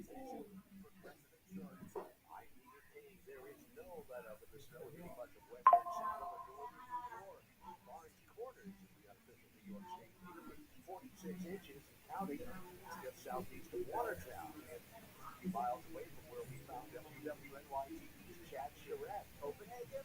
More like Copenhagen. Saturday, there was this Celtic field at the West. It was a complete whiteout. Nevertheless, clouds were there to clear a path. Residents rose early and fighting hard to stop themselves from being buried. It's a battle Dan Dallas and snowblowers. Some 40 million Hamas has released video of U.S. hostage Alexander. His family is calling on the president and president-elect to get all of the hostages released. Congress reported negotiations for a ceasefire in Gaza. Security advisor Jake Sullivan on CBS's Face the Nation today may be looking anew at the possibility of getting a ceasefire hostage deal, and we are working actively with all of the key players in the region, including Israel, Turkey, Qatar, and Egypt, to try to bring about in the coming days. Donald Trump's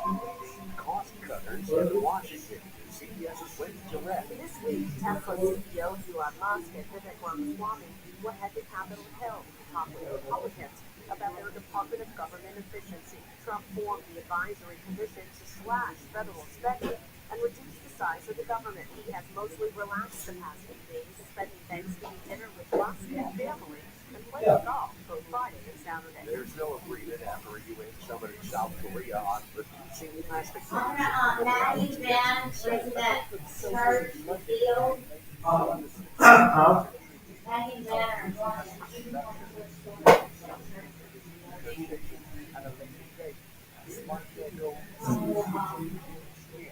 where? Yeah. Glory days. Basketball Hall of Famer and longtime St. John's coach Luke Conasecca has died on his 100th birthday. WCBS TV program.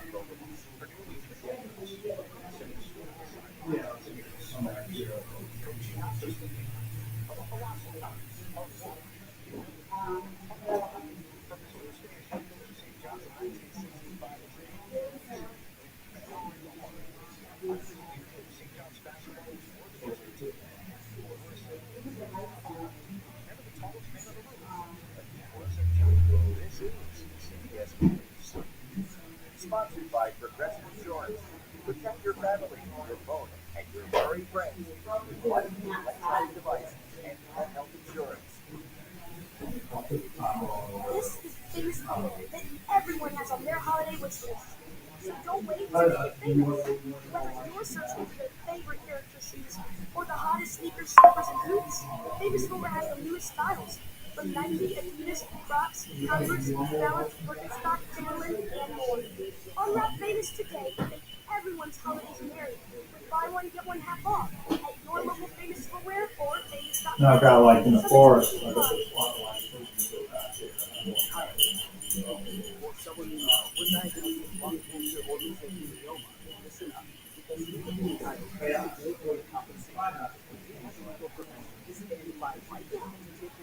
And they'll tell you if you qualify for an acceptance. Call 800-570-0200. That's 800-570-0200. Call now and find out how much money you could potentially get. Advertisers talk about Eagle Health Center may not be available in all states.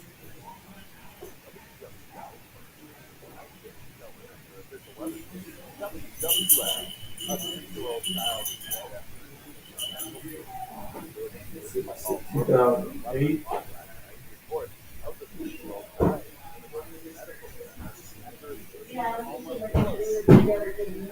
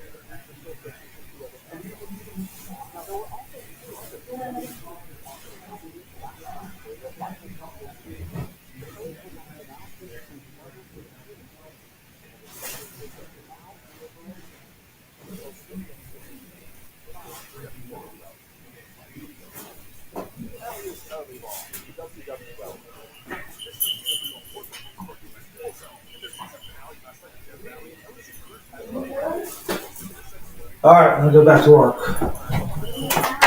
Huh? How many years? We start next year. We'll be in our 17th year. Hey, you want to come? All right, you come in. Don't bother. You want to come bother me.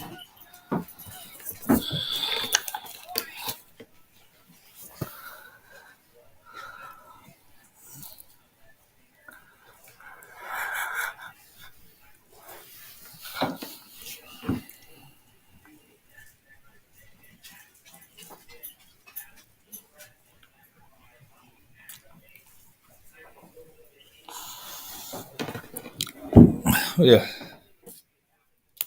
Yeah.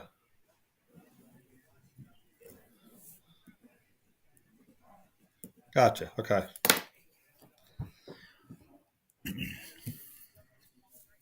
All right. Let's see what this.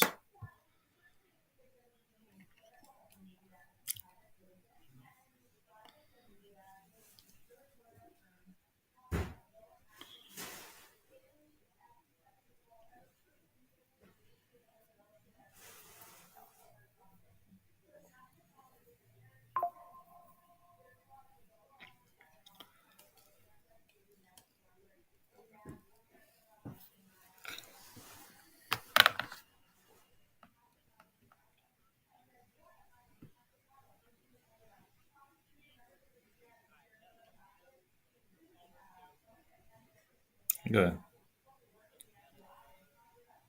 Oh, well.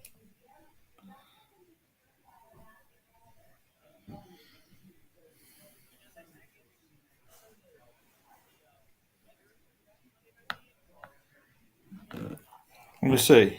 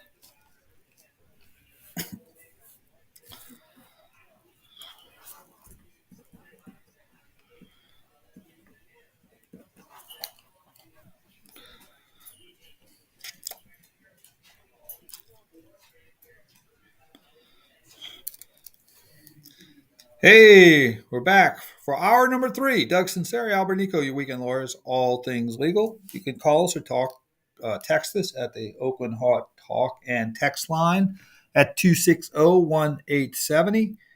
And, Colin, we're talking about the green. We're going to be back on December 22nd. That'll be our last show of the year. And then probably the second week of January, we will probably start year 17. So, been a long time. We got 13 more years to top Carson because he was 30. So you think we'll be doing this when we're 75 and 76? All right, you put WWL on notice. All right. All right. And okay, Colin, I took a look at the weather's almanac extended forecast for the Green Bay game on Monday night. Around what is that going to be? November. That'd be December 22nd, right? 23rd. It's going to be high low 30s, lows low 20s. So there you go. No chance for a warm front at that time of year. Green Bay and New Orleans are very similar as far as this football, as far as economically, because really, I think with New Orleans, the 51 largest market, 53rd largest market, if we were the 53rd largest market, we would never get a team, in the NFL. We're just too small. We were fortunate we got the team in 67, so we were around 13th or 14th largest market in the nation at the time. So that's why they came. In Green Bay, I think has a population of a couple 100,000 people. I think it's probably akin to Alexandria, Louisiana. But the reason why we're successful in Green Bay and New Orleans from an economic standpoint is because we're willing to use our disposable income to buy Saints tickets. In other words, in Los Angeles, they had more money than anybody, but they didn't have a team out there for 20 years because people weren't, they had a lot of disposable income, more than they could know what to do with.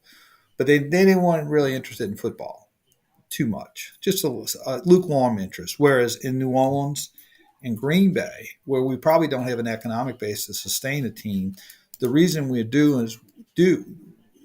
are successful is because we're willing to use a high portion of our disposable income for Saints tickets, LSU tickets, culturally. And that's why we survive, and which is an anomaly because if you just did a study, otherwise we probably couldn't support a NFL team.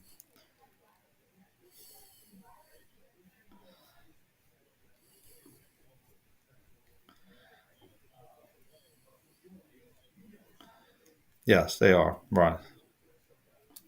Deal. Mm.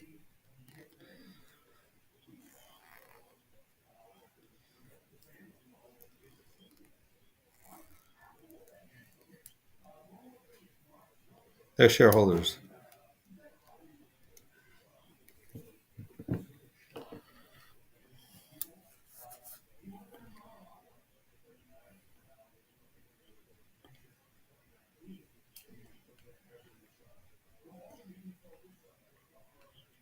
Yeah. All right. And all right.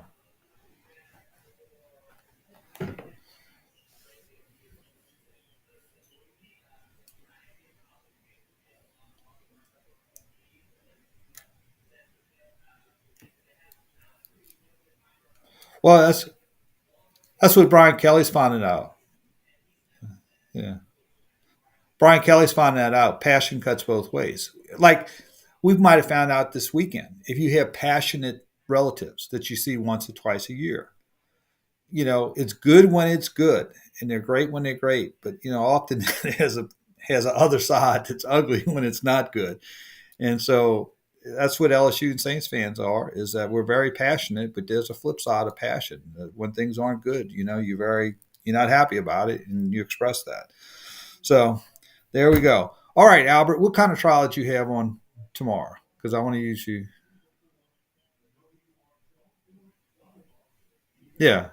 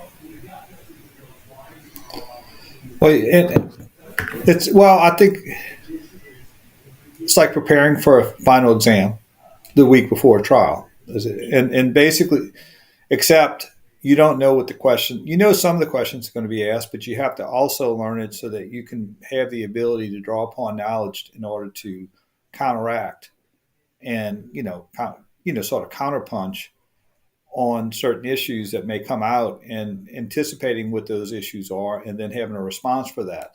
I tell people that, a lot of people say, hey, they hire us and say, well, it's a trial. It's not a big deal. You just try the case. And I'm like, whether you have a several $billion trial or a trial that's $50,000, you still have to go through the same steps. I mean, you still have to go through the same. I mean, it's not like, yeah, you go ahead.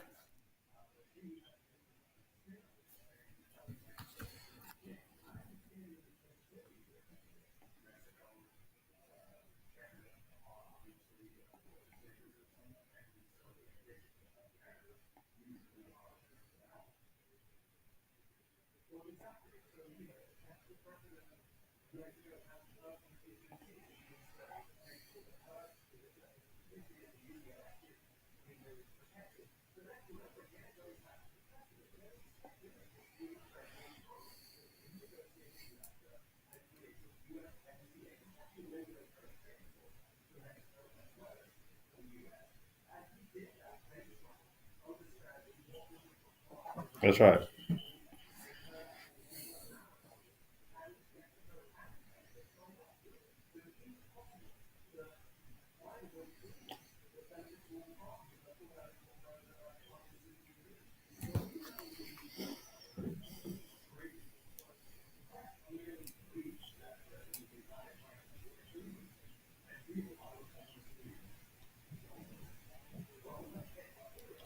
And yeah, and what I tell people is first, it's like putting on a play, which first of all, you have to write the script.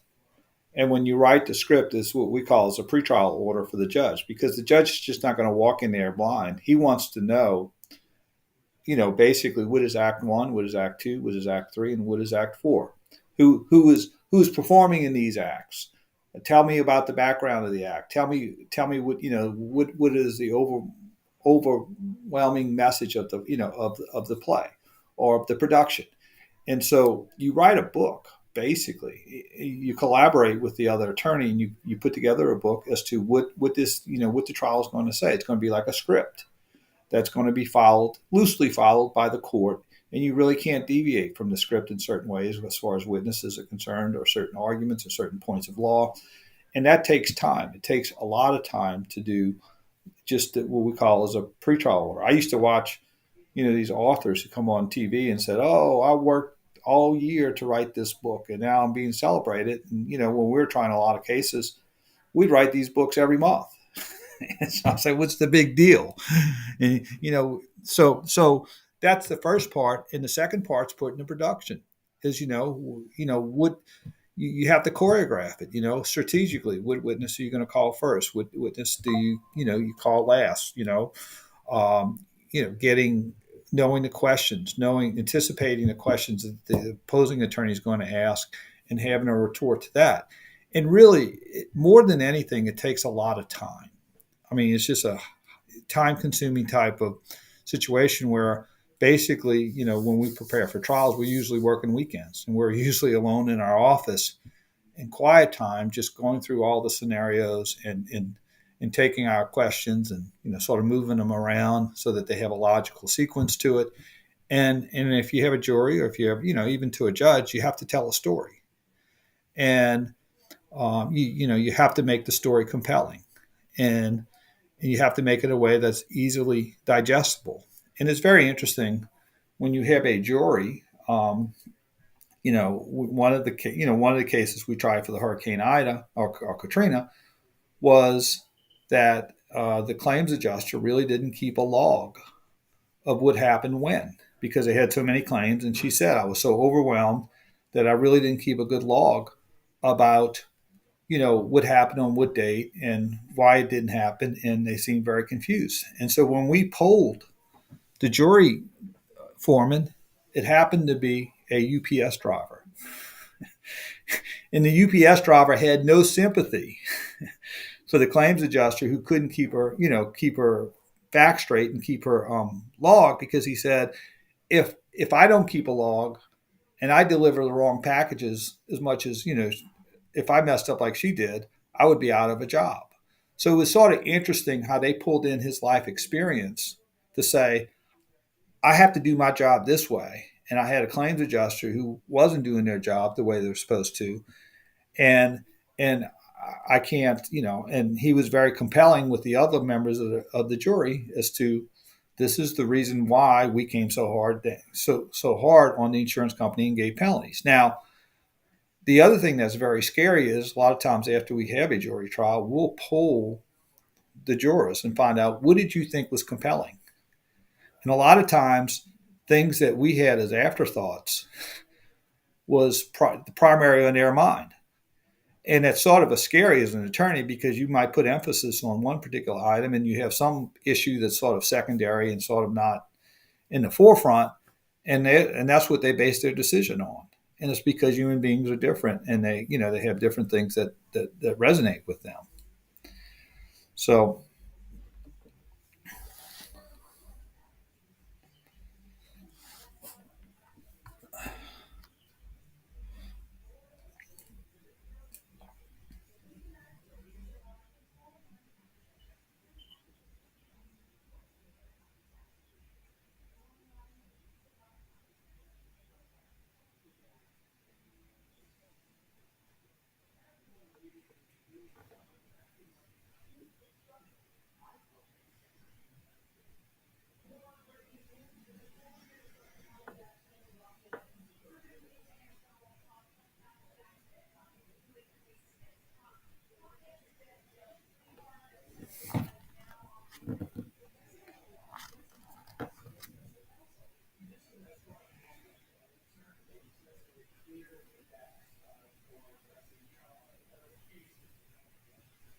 mhm.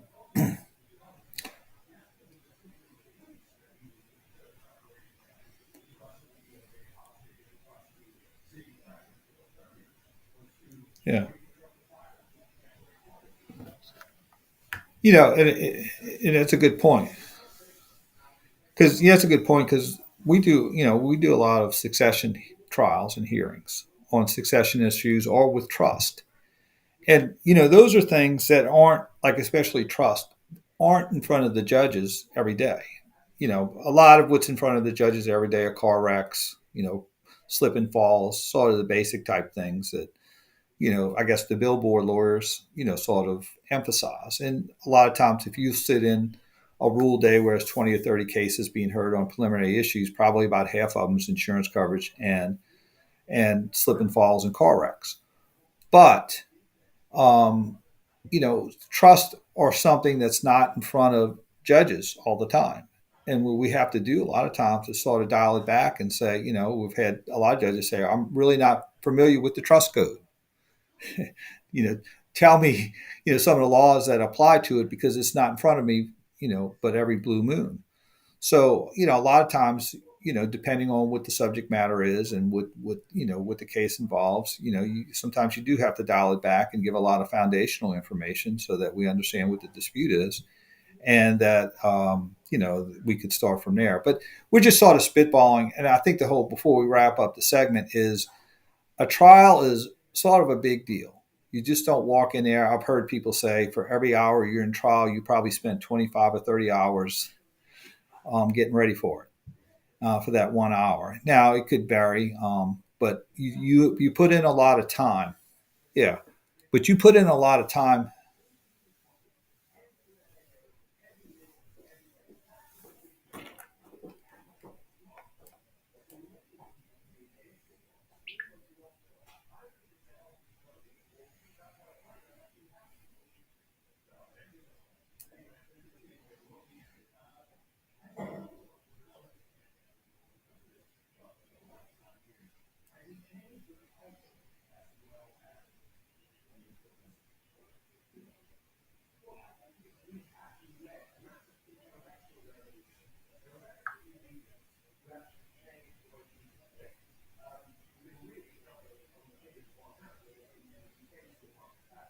Mm-hmm.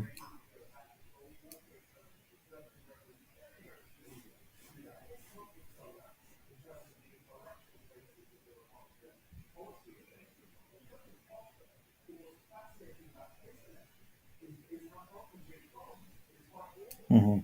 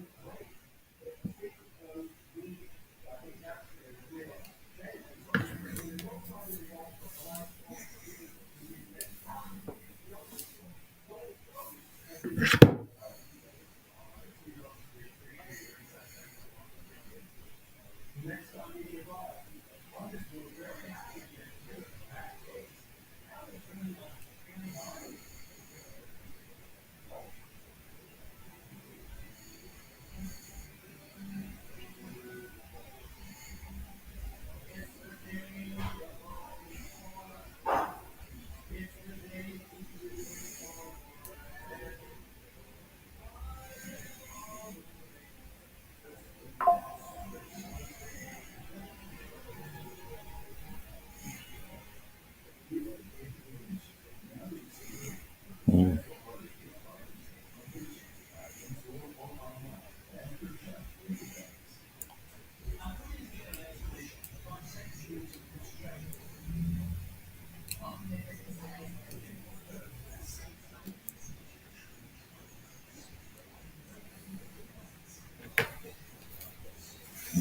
Yeah. All right. Yes, let's go to a break. This is Jazz Man from Carole King. This was the jazz. This was the jazz theme song when the New Orleans Jazz came to town in 1974. So that's it. All right, let's go to break. Doug Sinceri, Albert Nico, your weekend lawyers, all things legal. We'll be right back after this break time.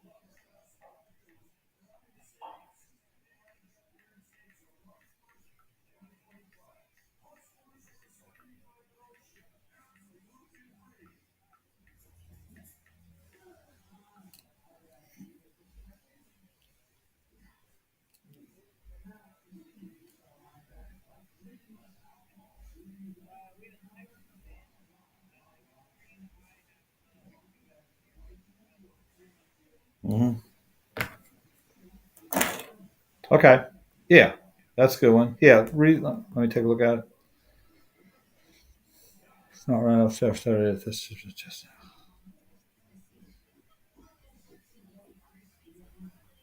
All right, I'll get you to read that one.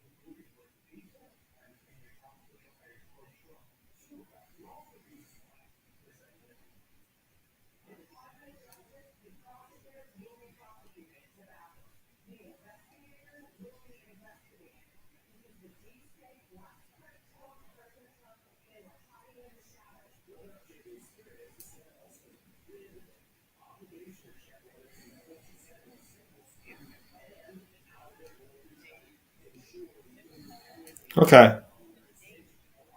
Who's that? Okay.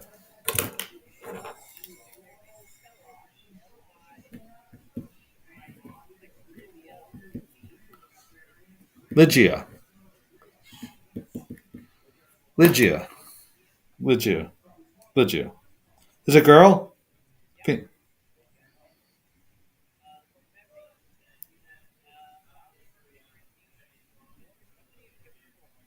Okay.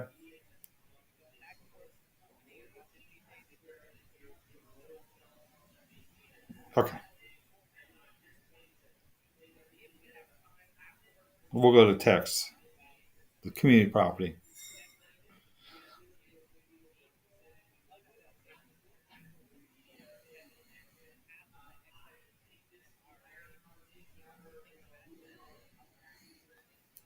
Mm-hmm.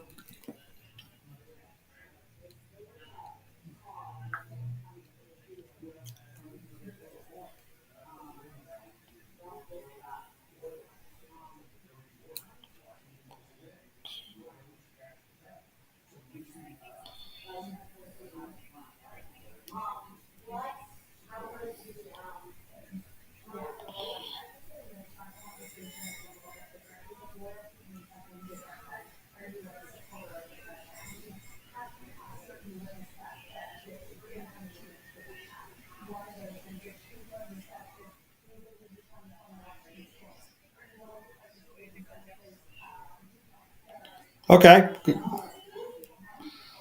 What's up?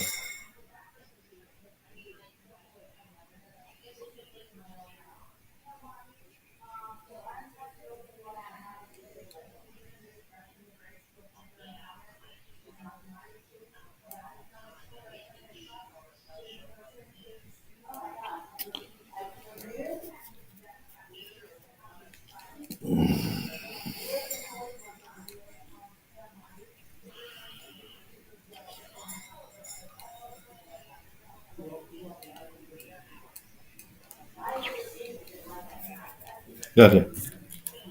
Gotcha.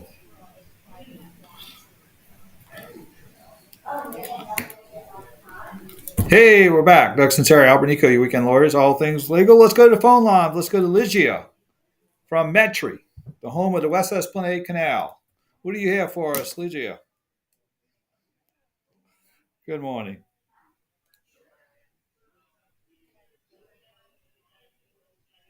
Yes.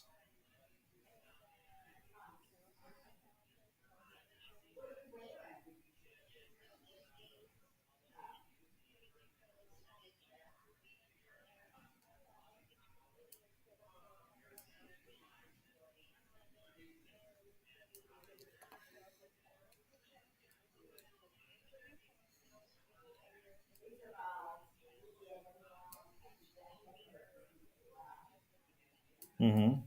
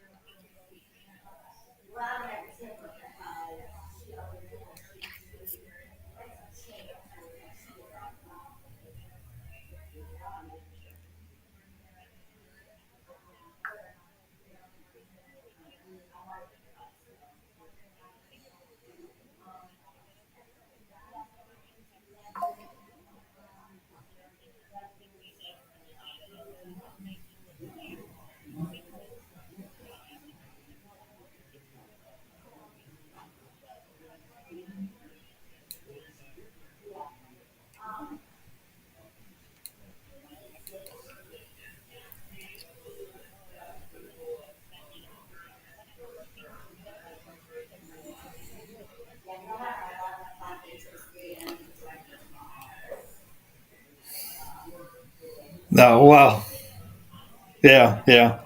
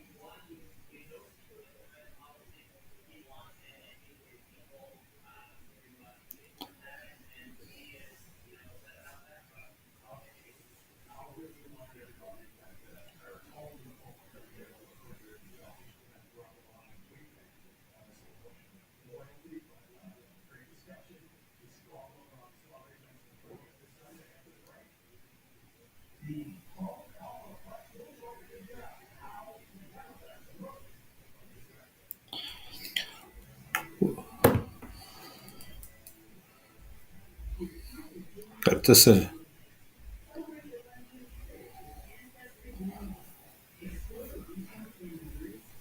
here's my other advice. I would keep a working document that documents all your transactions each day. And every time you send an email, copy and paste what's been done to date. So, in other words, what I would start would be September 11th, 2024, Hurricane Francine. September, maybe 15th, in contact with claims adjuster. And then everything that occurred, that transpired, you keep a running log. And every time you send an email, you add to that chronology so that when someone puts a fresh eyes on it, they can read exactly what occurred. So you might say on November 10th, I submitted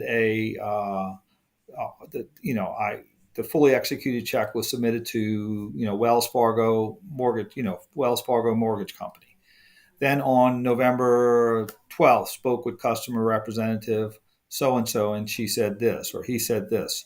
Then you go to September 14th. I called back Wells Fargo and asked, about home inspection. Did not, if you keep a log of everything that occurred, and every time you send them an email with that information, it somewhat helps them find out how you got from Hurricane Francine to today, rather than have to re-explain it every time you get on the phone, or re-explain it every time you get a new customer service rep. I would also go to the supervisor, and if they had to look at that log, because they have their own internal log also, and they sort of match that up. There's more it's more likely they would be favorably respond for them. Now, I always say also what's going through their mind.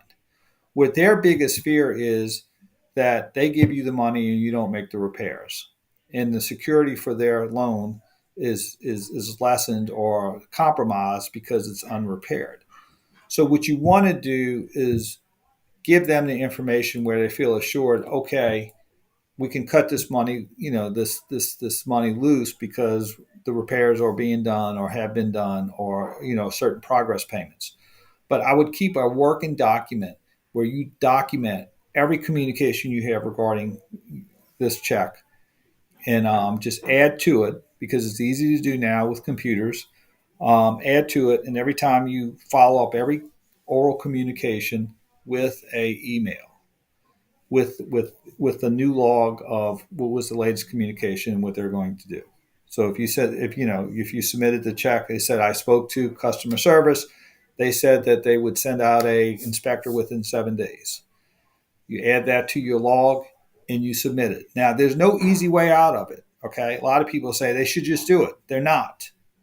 You're just going to have to spend a lot of man hours to do this, and you're going to have to be very organized and very efficient in order to get that out of them, because the last resort is to sue them, and that's not a good resort because it's going to cost you money. But at least, at the times that the mortgage companies are well documented and then you have to sue them, I can usually get the money back in attorney's fees if it is unquestionable that they dropped the ball and you have enough documentation to show it. All right. It's not, so it's just a lot of work. It's just a lot of work. Uh,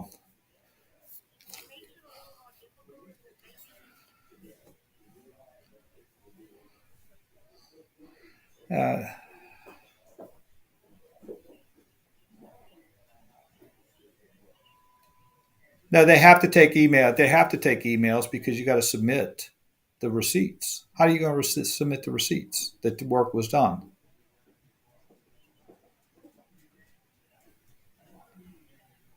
Right.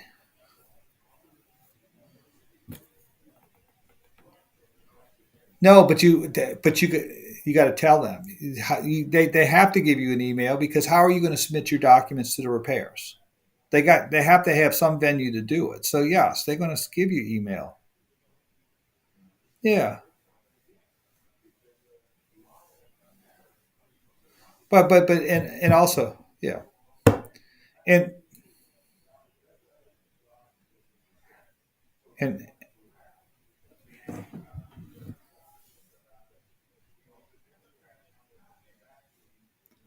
and and also on every email put your address, your name, the claim number, the mortgage account number, and all the information in the reference, so they know what it is. So if a third party puts some eyes on it, they know exactly what you're dealing with.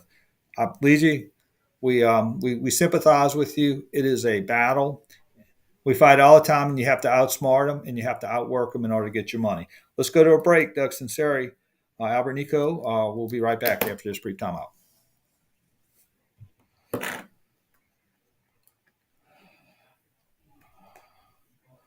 All right, we're running late again. Um, okay, so we'll have about 2 minutes and then 1 minute, right? Okay, so we'll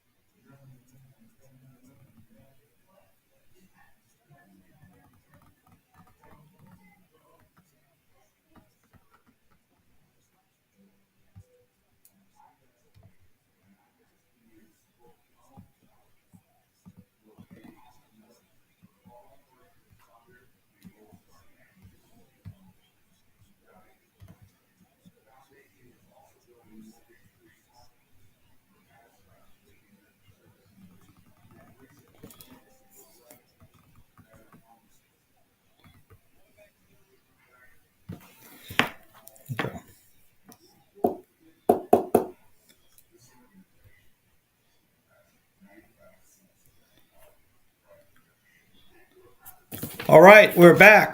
Doug Sinceri, Albert Nico, your weekend lawyers, all things legal. Stay tuned for First Take with Steve Geller and Jeff Nowak at 11 o'clock. At 1 o'clock, the Bud Light countdown to kickoff with Bobby, Mike Detillier, and Steve Geller. And kickoff is 3:05 against the Rams. And we'll see. We'll see if the Saints make it interesting. Albert, we got about a minute this segment, a minute after. But any predictions for the Saints game today?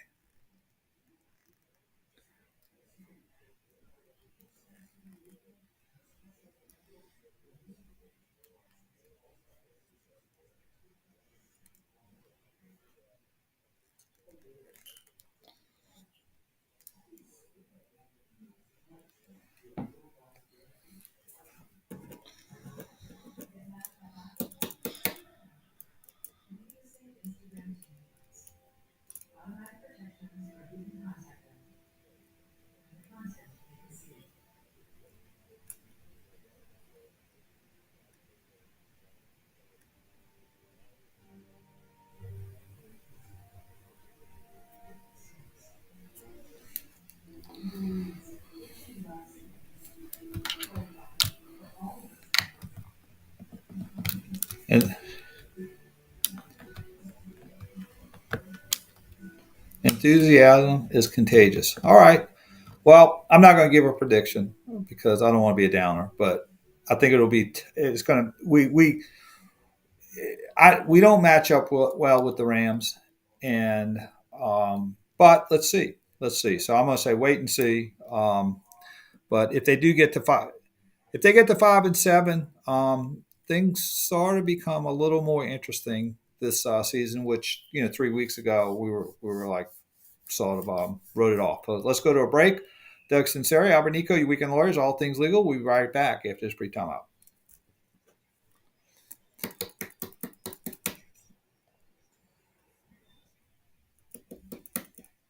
Yeah. Okay. Okay.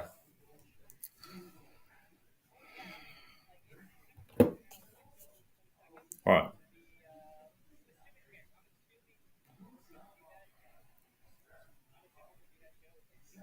Yes. Yeah. Yeah. We're doing it. No, we're doing it. We're doing it.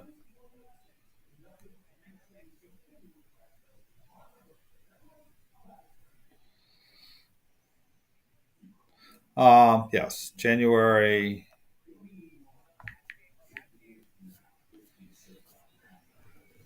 4th, 5th.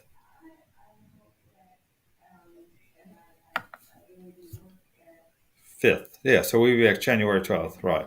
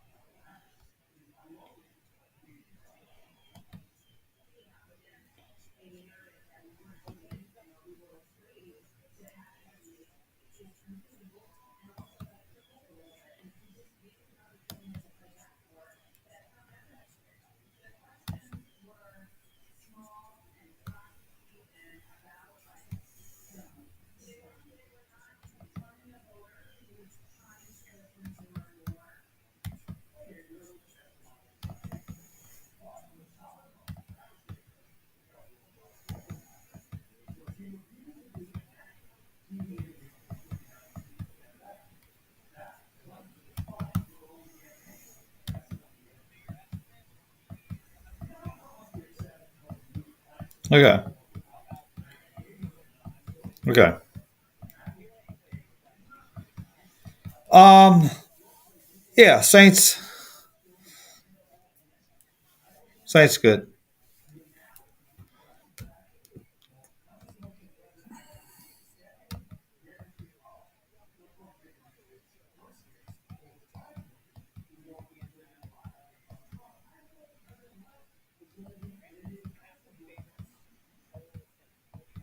I would take the Rams. I'm sorry. If I was betting, I'd take the Rams.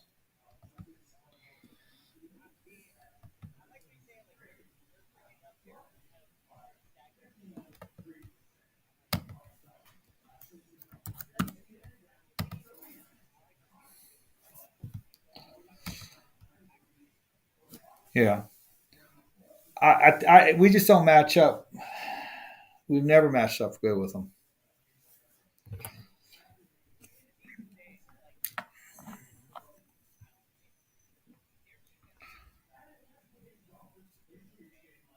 Yeah, yeah.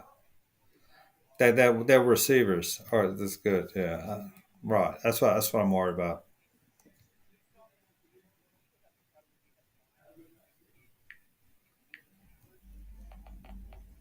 Yes.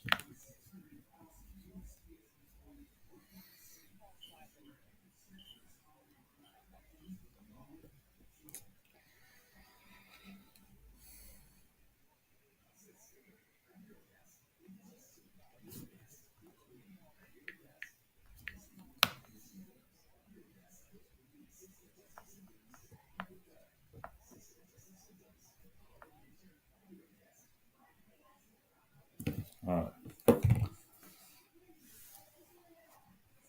All right, we're back. It's good to hear from Big Lou. I think Big Lou took care. My wife took care of Big Lou's first wife, and I don't. He doesn't like to advertise on the show if he thinks Michelle's going to be on there. So Big Lou is on number 2. All right, we're going to be on December 22nd for our last show for 2024. We'll be back, I think, for year number 17 on January 12th. Albert, got about a minute to go. Any parting shots?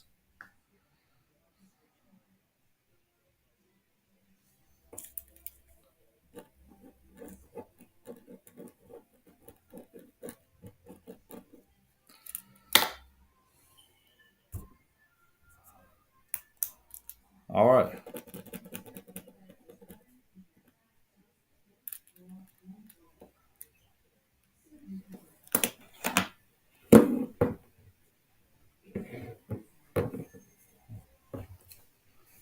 That's it. That's it.